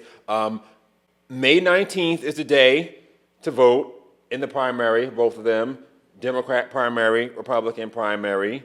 May 19th, that day is coming, it's approaching, and we're going to get these. Hopefully, I want to see both of you guys win, even you, even the Democrat. I want to see you win. Absolutely. I don't think I can vote for you because I'm a registered Republican, but if I were, I would. You know, so I'll be voting for William. But, you know what I mean?